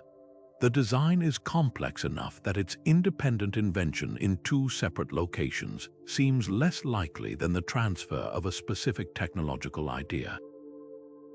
Similarly, the lost wax casting method, a sophisticated technique for creating detailed metal objects by making a wax model, encasing it in clay, and then melting the wax out to pour in molten metal, appears almost simultaneously in the ancient records of Southeast Asia, the Middle East, and Mesoamerica. This is not a simple technology that anyone might stumble upon. It is a multi-step, counterintuitive process that represents a significant leap in metallurgical innovation. Finding this same complex process appearing in distant corners of the ancient world within a few centuries of each other is a profound puzzle. Does it point to a single point of origin from which the knowledge spread along unseen trade routes? Or does it demonstrate the incredible capacity of the human mind to arrive at the same brilliant solution to a technical problem when presented with similar materials and challenges? When analyzing these artifacts, the debate between diffusion and independent invention becomes intensely practical. For every artifact that seems to shout of connection, there is a compelling counter-argument rooted in local context. Proponents of contact point to the specificity of the designs. A particular furnace shape or a unique casting method is not like a universal pyramid. It is a detailed recipe that seems less likely to be randomly duplicated. They argue that the weight of these technological parallels, especially when combined with symbolic ones, builds a strong, circumstantial case for some form of intercontinental exchange that has been erased by time. The skeptics, however, offer a different interpretation. They argue that human ingenuity, when faced with universal needs like melting metal or recording information, will often converge on similar solutions. Clay, after all, is a universal medium, and the tools for incising it are simple. The geometric marks of the Vinca and Indus scripts may look similar simply because the human hand, working with a pointed tool on wet clay, naturally produces certain types of lines and angles. The lost wax method, while complex, could have been independently discovered by a culture that first used clay to preserve the form of a natural object, noticed the wax melted out, and had the genius to realize the potential. These artifacts don't provide a final verdict, but they make the mystery richer, grounding the theoretical debate in the solid, undeniable reality of objects held in ancient hands, each mark and each tool a silent question waiting for its answer. While we've explored symbols carved in stone and sailed with ancient mariners, some of the most powerful echoes in human history are not found in artifacts, but in stories, specifically one cataclysmic story that emerges from nearly every corner of the ancient world with a consistency that is both haunting and profound.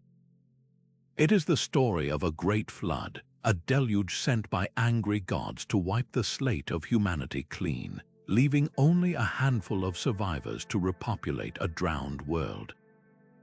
This narrative appears in so many cultures, separated by vast oceans and millennia, that it stands as one of the most compelling pieces of evidence for the empire of echoes.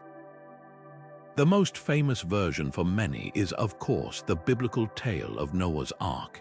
In this account, a righteous man named Noah is instructed by God to build a massive vessel to save his family and a pair of every animal from a world-engulfing flood. After 40 days and nights of rain, the waters cover the earth, eventually receding to reveal a new world, with a rainbow appearing as God's promise to never again destroy humanity in such a way. But this story is far from unique. Over 1,000 years before the book of Genesis was written, the ancient Mesopotamians were telling an almost identical story. In the Epic of Gilgamesh, one of the oldest works of literature ever discovered, the hero Utnapishtim recounts how the god E warned him of an impending flood sent by the disgruntled god Enlil. Utnapishtim is told to build a great boat to take his family, craftsmen, and the seed of all living creatures aboard. A terrifying storm ensues, lasting for 6 days and 7 nights, wiping out all of mankind. When the waters finally calm, Utnapishtim's boat comes to rest on a mountain, and he releases a dove, a swallow, and finally a raven to find dry land. The parallels to the Noah story, the divine warning, the built vessel, the saving of animals, the mountain landing, and the bird sent to find land, are so specific that they cannot be mere coincidence, strongly suggesting a shared origin in the ancient Near East. Yet the echo of this story reverberates far beyond the Middle East. In the Popol Vuh, the sacred text of the Kayich Maya of Guatemala, the gods become displeased with their first wooden creations and decide to send a great flood to destroy them. The flood is brought by a torrential rain, and resin pours from the sky, scouring the earth. Only a few survive this punishment to become the ancestors of the next race of people. Across the Pacific, ancient Greek mythology tells of Zeus, angered by human corruption, who unleashes a flood to eliminate them. The Titan Prometheus warns his son Deucalion, who builds a chest in which he and his wife Pyrrha ride out the deluge. After 9 days afloat, they come to rest on Mount Parnassus, and to repopulate the earth, are instructed to throw the bones of their mother behind them. Interpreting this as stones, they do so, and the stones transform into new people. In Hindu scriptures, the god Vishnu takes the form of a fish to warn the righteous king Manu of a coming flood. He instructs Manu to build a massive ship and take all the seeds of life aboard. When the flood comes, Vishnu as the fish guides the ship to safety, tied to its horn, and Manu becomes the progenitor of a new humanity. When we lay these stories side by side, the overlapping elements are staggering. We consistently find a divine cause for the flood, usually the god's displeasure with humanity. There is always a chosen, righteous individual or family who receives a warning. A vessel of salvation is built, an ark, a boat, or a chest. The flood itself is described in terrifyingly similar terms of relentless, world-covering water. A mountain is almost universally the landing place as the waters recede. And finally, there is a test for dry land, often involving birds, and a theme of rebirth and a covenant for a new beginning, sometimes symbolized by a rainbow. This is not just a vague similarity in theme, it is a shared narrative skeleton. So how do we explain this incredible global consensus on a single catastrophic event? Scholars generally propose two compelling, and not necessarily mutually exclusive, theories. The first is that these stories are a collective memory of very real, devastating floods that occurred in humanity's deep past. As the last ice age ended roughly 12,000 years ago, massive ice sheets melted, causing global sea levels to rise by hundreds of feet, inundating coastal plains and fertile valleys that would have been home to early human populations. This was not a slow process. Geological evidence suggests it could have been punctuated by catastrophic rapid rises, such as the filling of the Black Sea Basin, which some scientists believe occurred in a violent deluge that would have been absolutely apocalyptic for anyone living on its shores. For generations of people living through this era, the world truly was being swallowed by water. These traumatic experiences, passed down as oral history for thousands of years, could have become the core of the flood myths we know today, each culture adapting the story to fit its own landscape and pantheon of gods. The second theory looks inward to the universal power of storytelling itself. Floods are, unfortunately, a common and devastating natural disaster. Every major river valley civilization, the Nile, the Tigris and Euphrates, the Indus, the Yellow River, has experienced catastrophic flooding throughout its history. A myth about a great flood can serve as a powerful etiological story, explaining the very landscape they lived in and the layers of silt that covered the earth. Furthermore, the flood story is a perfect narrative vehicle for profound philosophical and moral concepts that are universal to the human condition. It is a story about divine punishment for moral failings, a concept found in almost every religion. It is a story about the fragility of civilization and the near annihilation of the human race.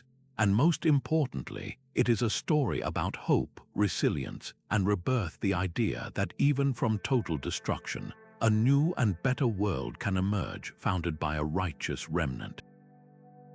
The flood myth, in this view, is the ultimate allegory for cleansing and renewal, a story so powerful and resonant that it was independently crafted by cultures worldwide to make sense of their own place in a chaotic and often dangerous world. Whether born from a shared traumatic memory or from the shared architecture of the human mind, the global flood narrative remains one of the most enduring and mysterious echoes of our collective past. But beyond the stories we tell and the artifacts we unearth, some of the most profound echoes of the ancient world are not meant to be permanent at all. They are created with meticulous care, infused with deep spiritual intention, and then released back into the universe, their power lying not in their endurance but in their sacred, fleeting beauty. This brings us to the captivating realm of ritual and ceremony, where we find an astonishing parallel in the use of intricate, geometric symbols for meditation and healing, a practice that emerges independently in cultures separated by the widest of oceans. Consider the ancient and revered tradition of the mandala. Originating in the spiritual soil of India thousands of years ago, the mandala, a Sanskrit word meaning circle, is a complex geometric design that represents the cosmos and the interconnectedness of all life. In Hindu and Buddhist practice, the creation of a mandala is a deeply meditative and devotional act. Monks might spend days or even weeks painstakingly constructing a magnificent mandala from millions of grains of colored sand, following sacred geometric patterns passed down through generations. Every color, every line, every symbol within the design holds specific meaning, mapping out a divine palace or a schematic of the universe with a deity at its center. The process itself is a form of moving meditation, a way for the creators to focus their minds, cultivate mindfulness, and channel divine energy. Yet, the most profound lesson of the mandala is its ultimate impermanence. Once completed in a powerful ceremony that embodies the core Buddhist principle of non-attachment, the entire exquisite creation is swept up and poured into a flowing body of water. The sands are offered back to the world, a blessing distributed to all beings, teaching that beauty is transient and the true value lies in the act of creation and release, not in possessing the object itself. Now travel over 8,000 miles across the globe to the high deserts of the American Southwest. Here, among the Navajo or Diné people, there exists a healing practice that is breathtakingly similar, the creation of sacred sand paintings. During intricate healing ceremonies led by a medicine man, dry paintings are created directly on the ground using naturally colored sands, crushed minerals, pollen, and flower petals. These are not random designs, they are fixed, holy patterns that depict specific holy people, spiritual symbols, and scenes from Navajo creation stories. The purpose is direct and powerful, to call upon spiritual forces to restore harmony and balance or haja to an individual who is ill. The patient sits at the center of the completed painting, absorbing its healing power, and the symbols act as a portal for the healing deities. And just like the Buddhist mandala, the sand painting is not preserved. At the ceremony's conclusion, it is utterly destroyed. The sands are gathered and taken away from the community, dispersing the illness and negativity they have absorbed, completing the cycle of healing and restoration. Parallels between these two traditions are nothing short of extraordinary. Both involve the temporary, ritualistic creation of elaborate, symbolic art from colored granular materials, sand, powder, pollen. Both are created by specially trained spiritual practitioners following strict, ancient protocols. Both are considered living, sacred entities, not mere pictures. Both are used as focal points for profound spiritual work, one for meditation and spiritual blessing, the other for physical and psychic healing. And most strikingly, both traditions embrace the necessity of destruction, understanding that the true power is released not by preserving the symbol, but by consciously letting it go. This incredible mirroring forces us to ask the same difficult question. Is this a case of profound cultural convergence, where two different societies independently discovered the same powerful psychological and spiritual technology? The argument for independent invention is strong. The act of creating intricate patterns from readily available materials like sand is a natural human impulse. The meditative, trance-like state induced by such focused, repetitive work is a universal psychological phenomenon, and the philosophical concept of impermanence, that all things must pass, is a truth that any culture observing the natural world would eventually grasp and seek to ritualize. The human mind, seeking to connect with the divine or to heal the body, could easily have arrived at this same beautiful, ephemeral practice in complete isolation. Yet, the specificity of the practice, the use of sand, the geometric complexity, the central placement of a participant, and the deliberate destruction is so particular that it continues to intrigue and baffle. It stands as one of the most elegant and moving examples in the entire empire of echoes, suggesting that whether through a forgotten thread of ancient connection or a shared blueprint of the human spirit, we have always known that some truths are too powerful to be set in stone, and that the most sacred maps are those we draw only to let the wind carry them away. While the movement of people through migration and the shared wiring of the human brain offer compelling explanations, there exists a far more documented and tangible network that connected the ancient world, the vast, sprawling web of trade routes. These were not merely paths for merchants carrying silks and spices. They were the original information superhighways, bustling channels through which art, religion, technology, and symbols flowed as freely as any commodity. The most famous of these, of course, is the Silk Road, a network of land and sea routes that for centuries linked the Han Dynasty in China with the Roman Empire in the West. Caravans of camels and ships laden with exotic goods did more than just satisfy the luxury markets of distant courts. They carried with them the cultural DNA of entire civilizations, encoded in the very items they transported. Consider a single, beautifully woven Chinese silk garment making its way to a Roman aristocrat. The value wasn't just in the luxurious fabric itself, but in the intricate patterns woven into it, perhaps a dragon, a phoenix, or a specific cloud motif. To the Roman wearer, it was an exotic status symbol, but to an artist or a craftsperson who saw it, it was a new artistic idea, a novel way of representing power or the divine, which could then be adapted and incorporated into local styles. This cultural exchange worked in both directions. Glassware from Alexandria, etched with Greco-Roman gods and goddesses, might find its way to a port in India. A local artisan, inspired by the foreign technique and imagery, might then blend the depiction of Hercules with that of the Hindu god Vajrapani, creating a fascinating syncretic art style that archaeologists later find in Buddhist monasteries along the route. The trade item becomes a catalyst, a physical vessel for a symbolic idea. This transmission through trade becomes even clearer when we look at one of the most powerful and portable carriers of culture ever invented, the coin. Coins are more than money. They are tiny, mass-produced propaganda pieces, stamped with the symbols a ruler once associated with their power and domain. When Greek coins from the conquests of Alexander the Great made their way into India, they didn't just bring monetary value. They brought the image of Alexander portrayed as the god Zeus Ammon with his distinctive ram's horns.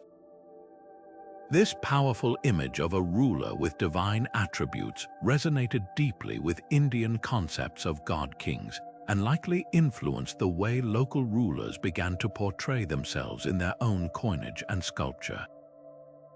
The symbol of the ruler as a divinely empowered figure, communicated through a traded coin, subtly shifted artistic and political representation across cultures. Beyond the Silk Road, maritime routes created their own aquatic webs of connection. The Indian Ocean Trade Network, utilizing the predictable monsoon winds, connected the entire littoral from East Africa to Arabia, India, and Southeast Asia. A merchant ship sailing from Oman to the coast of Kerala might carry frankincense and myrrh, but its hull could also contain pottery inscribed with Arabic calligraphy or textiles patterned with intricate geometric designs. These motifs could then be seen, admired, and reproduced by artisans in port cities, slowly filtering inland. The spread of religions like Buddhism and Islam is a testament to this idea trade. Buddhist missionaries and Muslim merchants traveled these routes, and they carried their symbols with them: the lotus, the wheel of Dharma, the star and crescent. These symbols weren't just discussed, they were physically present on amulets, in illuminated manuscripts, and woven into prayer rugs, making them a constant, visible presence that could be adopted and adapted by new converts and curious onlookers alike. The evidence for this symbolic diffusion through trade is not just theoretical, it's etched into the archaeological record. We find Roman glassware in Han Dynasty tombs and Chinese silk preserved in the dry sands of Egyptian graves.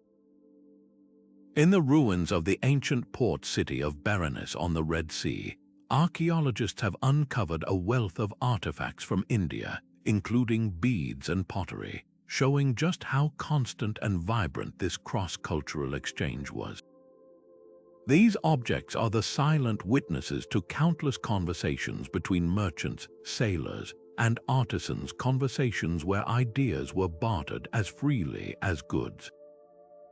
While trade may not explain every single symbolic echo we find across the globe, it provides the most concrete, evidence-based mechanism for how a vast number of artistic motifs, religious icons, and cultural concepts managed to traverse continents, weaving the ancient world together into a far more interconnected tapestry than we often imagine.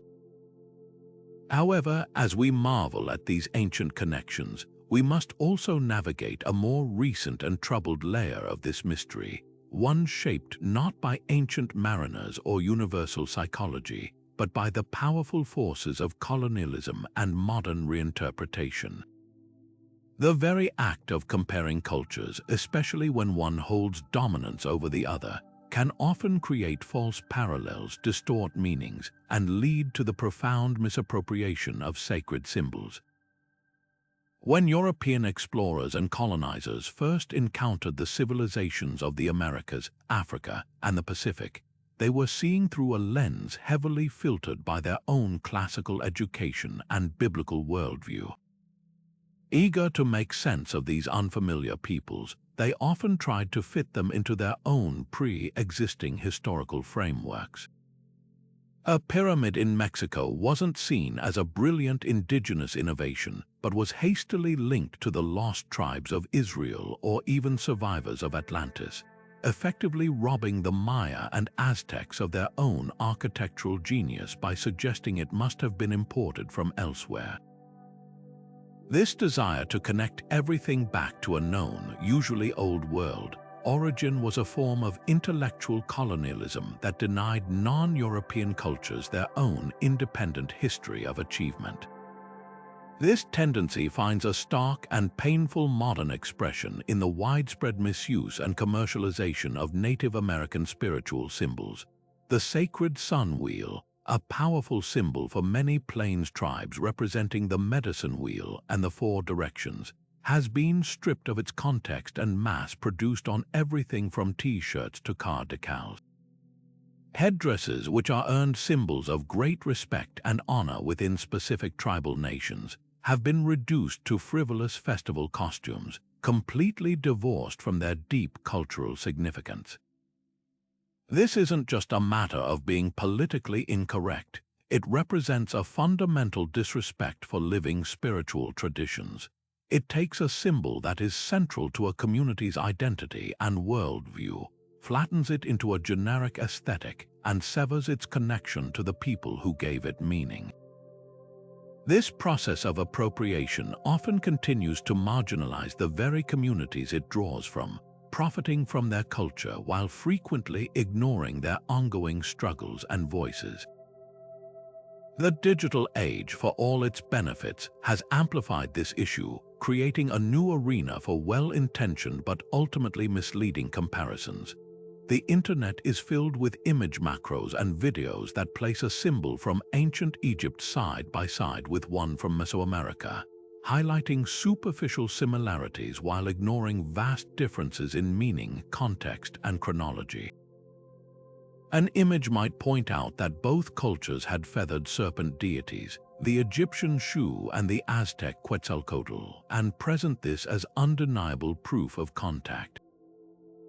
However, this ignores the fact that Shu was a god of air and sunlight, not a creator deity associated with wisdom and life like Quetzalcoatl, and that the two figures are separated by thousands of years and miles. These modern myths, sometimes called pyramidiosy by critics, often prioritize a sensational narrative over meticulous, evidence-based analysis, muddying the waters for those genuinely seeking to understand the past. This is why a rigorous, respectful, and evidence-based approach is more crucial than ever.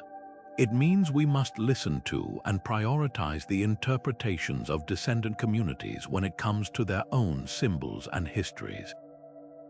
It requires archaeologists, historians, and enthusiasts to practice cultural humility, acknowledging that our own frameworks for understanding might be limited or biased.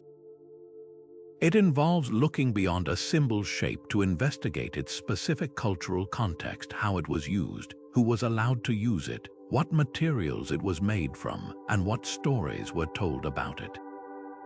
A spiral on a Celtic stone in Ireland and a spiral on a pottery shard in the American Southwest might look identical, but their meanings could be worlds apart. True understanding comes from appreciating both the fascinating parallels and the profound differences without forcing connections that aren't there. By moving beyond the simplistic and often exploitative patterns of the past, we can engage with the empire of echoes not as a puzzle to be solved with a single grand theory, but as a complex, multifaceted tapestry of human experience that deserves our careful and respectful attention. For centuries, the search for these ancient echoes relied on the sharp eyes and vast memories of dedicated scholars, painstakingly comparing photographs in books and sketches in notebooks. It was a noble but profoundly limited endeavor, constrained by human fallibility and the sheer, staggering volume of data. Today, that landscape is undergoing a revolution as profound as the invention of the telescope was for astronomy. A new suite of technological tools is allowing us to see these connections, and the lack thereof, with a clarity and scale that was once unimaginable, moving the search for the empire of echoes from the realm of speculation into the domain of data. One of the most transformative advancements is the advent of high-resolution 3D scanning. In the past, comparing two symbols carved into stone on different continents meant relying on two-dimensional photographs, which could distort angles, obscure depth, and miss subtle tool marks entirely. Now, researchers can take a portable scanner to a remote archaeological site and create a perfect digital twin of an artifact or inscription. This isn't just a picture, it's a manipulable, three-dimensional model that can be rotated, lit from any angle, and analyzed down to the micron. A researcher in London can take a 3D scan of a spiral from a Neolithic tomb in Ireland and overlay it perfectly with a scan of a similar spiral from a temple in Peru. They can compare the depth and width of the carving grooves, the angle of the stonemason's strike, and the precise geometry of the curves. This allows them to ask entirely new questions. Are the technical execution methods identical, suggesting a shared tradition or even the same artisan? Or are the symbols only superficially similar, with clear differences in craftsmanship that point to independent creation? This technology is already debunking myths. A symbol that looked identical in a grainy black and white photo might be revealed through 3D analysis to have a completely different profile and production technique, instantly ruling out a direct connection. But what about patterns that are too vast for the human eye to comprehend? This is where artificial intelligence and machine learning enter the picture. Imagine trying to find a specific, complex symbol across every known piece of pottery from the ancient Mediterranean, a task that would take a team of researchers a lifetime. Now, an AI can be trained to do it in hours. Researchers are feeding massive databases of digitized symbols, from Mesopotamian cylinder seals to Minoan frescoes to Mayan codices, into sophisticated pattern recognition algorithms. These AIs are not looking for things we tell them to look for. They are learning to identify similarities and patterns on their own, often discovering parallels that have eluded experts for decades. They can detect a common stylistic motif, a recurring combination of geometric shapes, or a specific way of depicting an animal that subtly links artifacts from disparate regions. This isn't about replacing archaeologists. It's about giving them a superpower, the ability to process millions of data points and surface the dozen most promising connections for human experts to then investigate further with their deep cultural and historical knowledge. Furthermore, the rise of global digital archives is creating a universal library of human symbolism for the first time in history. Institutions like the Smithsonian, the British Museum, and universities worldwide are collaborating to upload their collections into interconnected databases. A scholar in India can now cross-reference a symbol found at a local dig with every known instance of that symbol in databases across North America, Europe, and Africa. This digital cross-referencing allows for a statistical analysis of symbol distribution that was previously impossible. If a specific symbol appears with high frequency in a concentrated region and then shows up as a single, isolated outlier on another continent, it might suggest a rare instance of contact or trade. If, however, it appears consistently across dozens of cultures with no clear point of origin, it becomes stronger evidence for an archetypal symbol or a universal psychological impulse. These tools are also incredibly effective at debunking popular but false theories that circulate online. When a viral image claims two symbols from different cultures are identical, researchers can now quickly pull up the high-resolution scans, overlay them, and demonstrate the undeniable differences in a clear, visual, and scientifically rigorous way, providing a powerful antidote to misinformation. This technological revolution is doing more than just finding new connections. It's fundamentally changing the questions we can ask. We are moving from, do these two symbols look similar, to, how are they similar, in what precise ways, and what does that tell us about the flow of information in the ancient world? It is providing a much-needed layer of empirical, quantifiable evidence to a field that has often been fueled by speculation. The mystery of the empire of echoes is not being solved by these machines.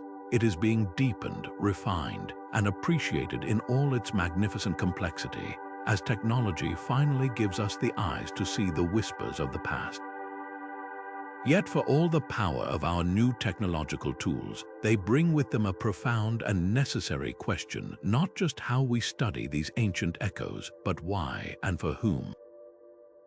The pursuit of knowledge, especially knowledge about the symbols and sacred practices of other cultures, carries with it a deep ethical weight.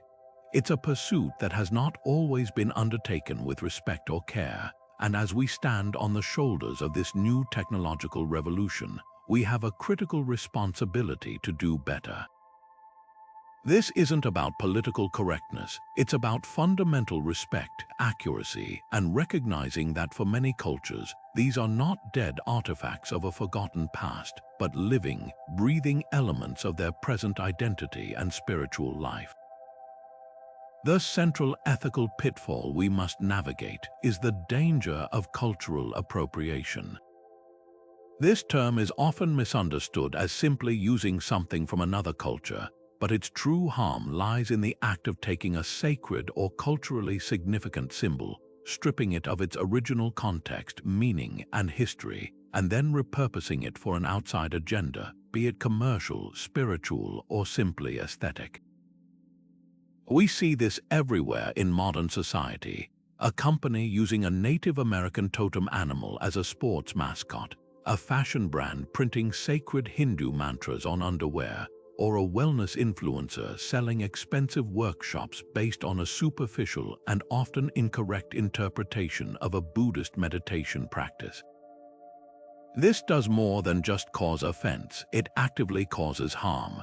It trivializes deeply held beliefs, reduces rich spiritual traditions to trendy commodities, and in many cases continues a long history of colonial exploitation where the cultural wealth of a marginalized group is extracted for the benefit of a dominant one without any credit, compensation, or consent.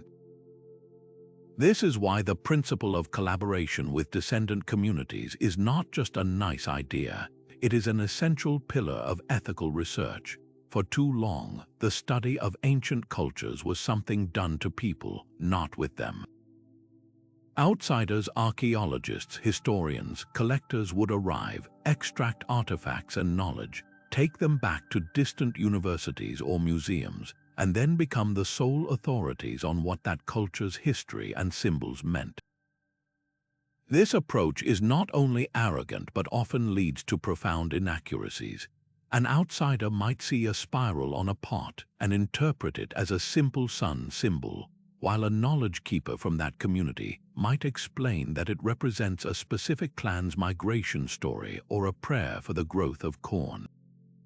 Without that insider perspective, we are often just guessing, projecting our own frameworks onto something we don't fully understand. The path forward, then, is one of partnership and humility. It means that before a research project on a particular symbol begins, scholars should seek out and consult with the recognized cultural authorities and elders of the communities connected to that symbol. This is more than just getting permission. It's about entering into a genuine dialogue. It means asking questions like, is this something you are comfortable with us studying? What are your concerns? How would you like to be involved? How can we ensure our work benefits your community and helps preserve your knowledge for your own future generations? This collaborative model, often called indigenous archaeology or community-based participatory research, is transforming the field. It leads to more accurate interpretations, ensures that sensitive knowledge is handled with the respect it deserves, and can help rectify historical wrongs by returning authority and agency to the people whose heritage is being studied. Ultimately, ethical engagement with the Empire of Echoes requires a shift in our fundamental goal. It cannot be about proving a pet theory or simply collecting fascinating trivia. The true purpose must be to foster a deeper, more nuanced understanding of our shared human journey, one that honors the unique contributions of every culture while marveling at the strange and beautiful threads that may connect us. It's about listening more than we speak, learning more than we assume, and ensuring that the stories we tell about the past are not just accurate, but are also told with the consent and participation of those who have the deepest stake in their meaning. So where does all of this leave our understanding of human history? For centuries, the dominant narrative has been one of isolation. We were taught that great civilizations, Egypt, Mesopotamia, the Indus Valley, the Maya, sprang up independently like separate gardens, each cultivating its own unique genius behind insurmountable walls of ocean and desert. This view, while tidy and easy to map in a textbook, is increasingly difficult to square with the accumulating evidence of the Empire of Echoes. The pervasive, specific, and complex similarities we see in symbols, architecture, and myth suggest a far more dynamic and interconnected ancient world, one that challenges the very foundation of our historical orthodoxy. If even a fraction of these echoes are proven to be the result of contact, it would necessitate a profound rewriting of our story. History would no longer be a series of isolated acts of brilliance, but a sprawling, collaborative network, a symphony of human ingenuity where ideas, like seeds, were carried on the wind and across the waves, taking root and flourishing in distant soils. This potential paradigm shift forces us to re-evaluate the very nature of human achievement. The traditional model often carries an unspoken, and sometimes explicit, bias, that innovation and progress radiated outward from a few key centers, like the Middle East and Europe, to the rest of a passively waiting world. The independent invention theory, while well-intentioned in its aim to credit all cultures, can ironically reinforce this isolationist view. The Empire of Echoes proposes a more nuanced and thrilling possibility, a world of multidirectional exchange. Imagine a scenario where a ship from the Indus Valley carrying cotton and ideas might have traded with a Phoenician vessel, which then carried those concepts to the Mediterranean. Or where a Polynesian voyager, having reached the coast of South America, shared not just goods but stories and symbols that were then incorporated into local traditions. This doesn't diminish anyone's genius, it celebrates the human mind as a collaborative engine. It suggests that our ancestors were not just brilliant inventors, but also incredible adapters, synthesizers, and communicators, constantly remixing and improving upon ideas from across the globe long before the term globalization was ever coined. The implications for our understanding of human interconnectedness are equally profound. We often think of our deep past as a time of small, isolated tribes, but the Empire of Echoes paints a picture of a species that has always been curious, mobile, and surprisingly aware of a world far beyond its immediate horizon. It suggests that the drive to explore, to share, and to connect is not a modern phenomenon but a fundamental part of who we are. This revised history would tell a story not of separation, but of a deep, ancient kinship, a shared project of making sense of the cosmos that spanned continents. It would mean that the symbols we find echoing around the world are not just curiosities. They are the scattered pages of a lost library, fragments of a conversation that once stretched across the entire planet. They remind us that our divisions are recent and our connections are ancient.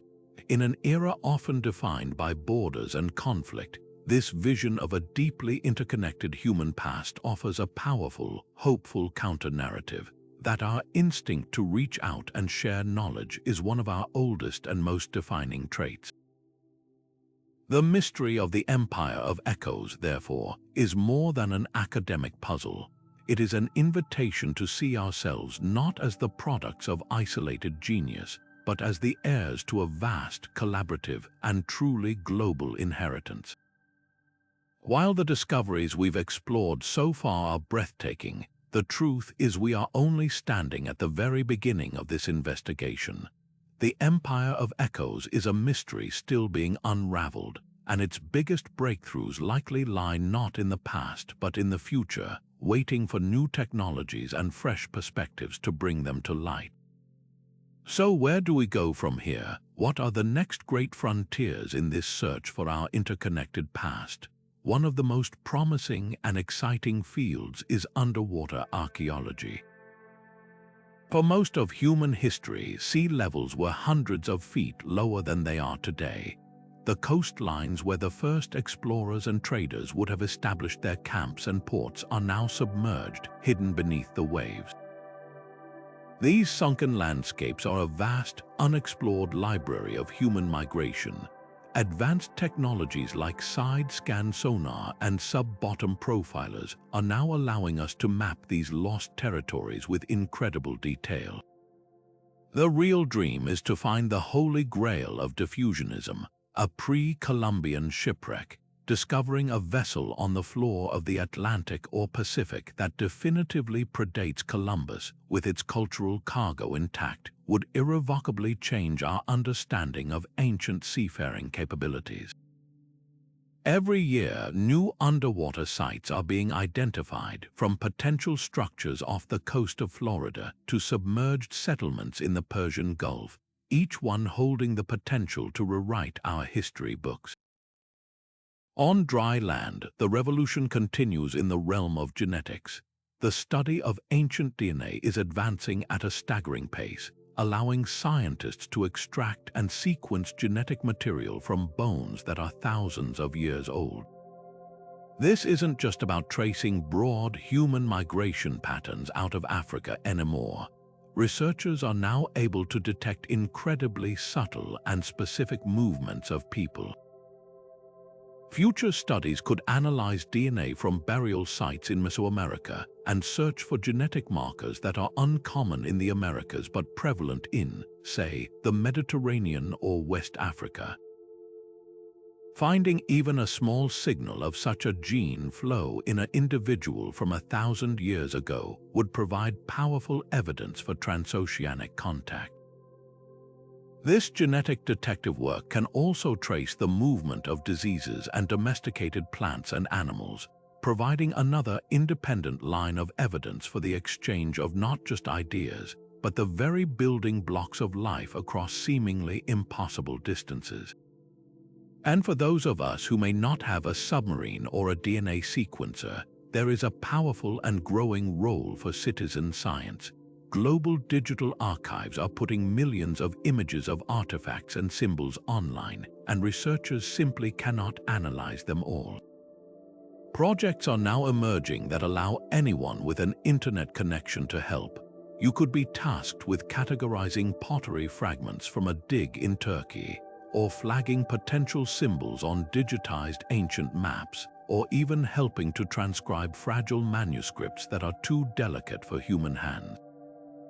By contributing to these efforts, you become part of the research team, your curiosity and focus adding one more piece to the global puzzle. The next great clue might not be found by a professor in a lab, but by a curious viewer like you, spending an evening sifting through the digital sands of time. The questions driving this research are as profound as they are numerous. Did the Olmecs and the West Africans truly have contact, and if so, what was the nature of that meeting? What can the newly discovered archaeological sites deep in the Amazon rainforest tell us about the spread of ideas within the Americas? Can we finally decipher the Indus Valley script or the Vinca symbols? And if we do, will they reveal a lost history of global exchange? The quest to understand the Empire of Echoes is a reminder that history is not a closed book, but a living, breathing field of inquiry. It invites all of us to stay curious, to follow the work of archaeologists and geneticists, and to look at the world with a sense of wonder, knowing that the next great discovery could surface at any moment, ready to connect another dot in the magnificent, sprawling map of our shared human story. But this journey doesn't end with the experts or the history books, it continues with you. We've traveled across oceans and millennia together, tracing the threads of these mysterious symbols, but the most fascinating discoveries are often the ones waiting in our own backyards. Look around you, that pattern carved into the archway of an old building downtown, the design woven into your grandmother's traditional embroidery, the motif repeated in the folk art you might have seen on a trip. These could all be pieces of the same vast human puzzle. Every community, every culture holds onto symbols, passing them down through stories and art, often without realizing they might be part of a much larger, global conversation. You might have already seen an echo without even knowing it, so we want to turn the microphone over to you now. Have you ever been somewhere, maybe visiting ancient ruins, walking through a museum, or even just exploring a local market, and stopped dead in your tracks because you recognized a symbol? Perhaps you saw a spiral that looked just like the one from a documentary on Celtic Ireland, or a design on a piece of pottery that reminded you of something from a book on ancient Egypt. Share those moments in the comments below. Tell us about the symbol where you saw it and what it made you feel. Your personal observation could be the very clue that connects two seemingly separate points on the map, helping us all see the bigger picture. This is how we build a community of curiosity, where every viewer becomes a contributor to this incredible, ongoing mystery. And beyond just sharing what you've seen, we're deeply curious about what you think. After exploring all these theories, from daring sea voyages and ancient migrations to the shared wiring of the human brain, which explanation resonates most with you? Do you believe a handful of intrepid explorers could have traversed the globe, sharing these ideas against all odds? Or does the idea of a collective unconscious, a kind of shared psychological language that we're all born speaking, feel more compelling? Maybe you have a completely different theory of your own. There are no wrong answers here, only the fascinating collision of different perspectives. This mystery is far from solved, and it's your thoughts, your ideas, and your local knowledge that will help us all look at the tapestry of human history with fresh, wondering eyes. So after this incredible journey across continents and through time, what are we left with? The evidence for these mysterious echoes is everywhere we look, from the spiral carved into a stone in Ireland that mirrors one in Peru, to the pyramid rising from the deserts of Egypt that finds its twin in the jungles of Guatemala, to the profound philosophical symbol of the Ouroboros serpent appearing in the myths of both the Norse and the Maya. We've explored the compelling theories that try to weave these threads together. The daring voyages of ancient mariners, the slow, millennial creep of human migration across land bridges like Beringia, the bustling trade routes of the Silk Road that carried not just silks and spices, but the very seeds of ideas. And we've also considered the possibility that the deepest connection isn't physical at all, but psychological, that these symbols emerged independently from the shared wellspring of the human mind, from our common awe of the sun and stars, our universal fear of serpents and floods, and our innate drive to make sense of the cosmos through pattern and story. This mystery does not offer us a single, simple answer. Instead, it presents us with a beautiful, complex tapestry of possibilities. It challenges the long-held story of ancient history as a series of isolated civilizations, each developing in a vacuum. The Empire of Echoes suggests a far more dynamic and interconnected world, one where ideas may have flowed across oceans and deserts long before our history books say it was possible. It invites us to rethink human history not as a collection of separate gardens, but as a single, sprawling forest, with roots intertwined in ways we are only beginning to comprehend. It reminds us that our ancestors were not just brilliant inventors, but also incredible explorers, adapters, and communicators. This isn't about diminishing anyone's achievements. It's about celebrating the collaborative, curious, and profoundly connected spirit of humanity. As the great astronomer and dreamer Carl Sagan once said, "Somewhere, something incredible is waiting to be known." That sense of wonder, that thrilling possibility of discovery, is the true heart of this mystery. It's what drives archaeologists to dig deeper, geneticists to sequence older bones, and all of us to look at an ancient symbol and wonder about the hands that carved it and the mind that conceived it. The search for answers is far from over.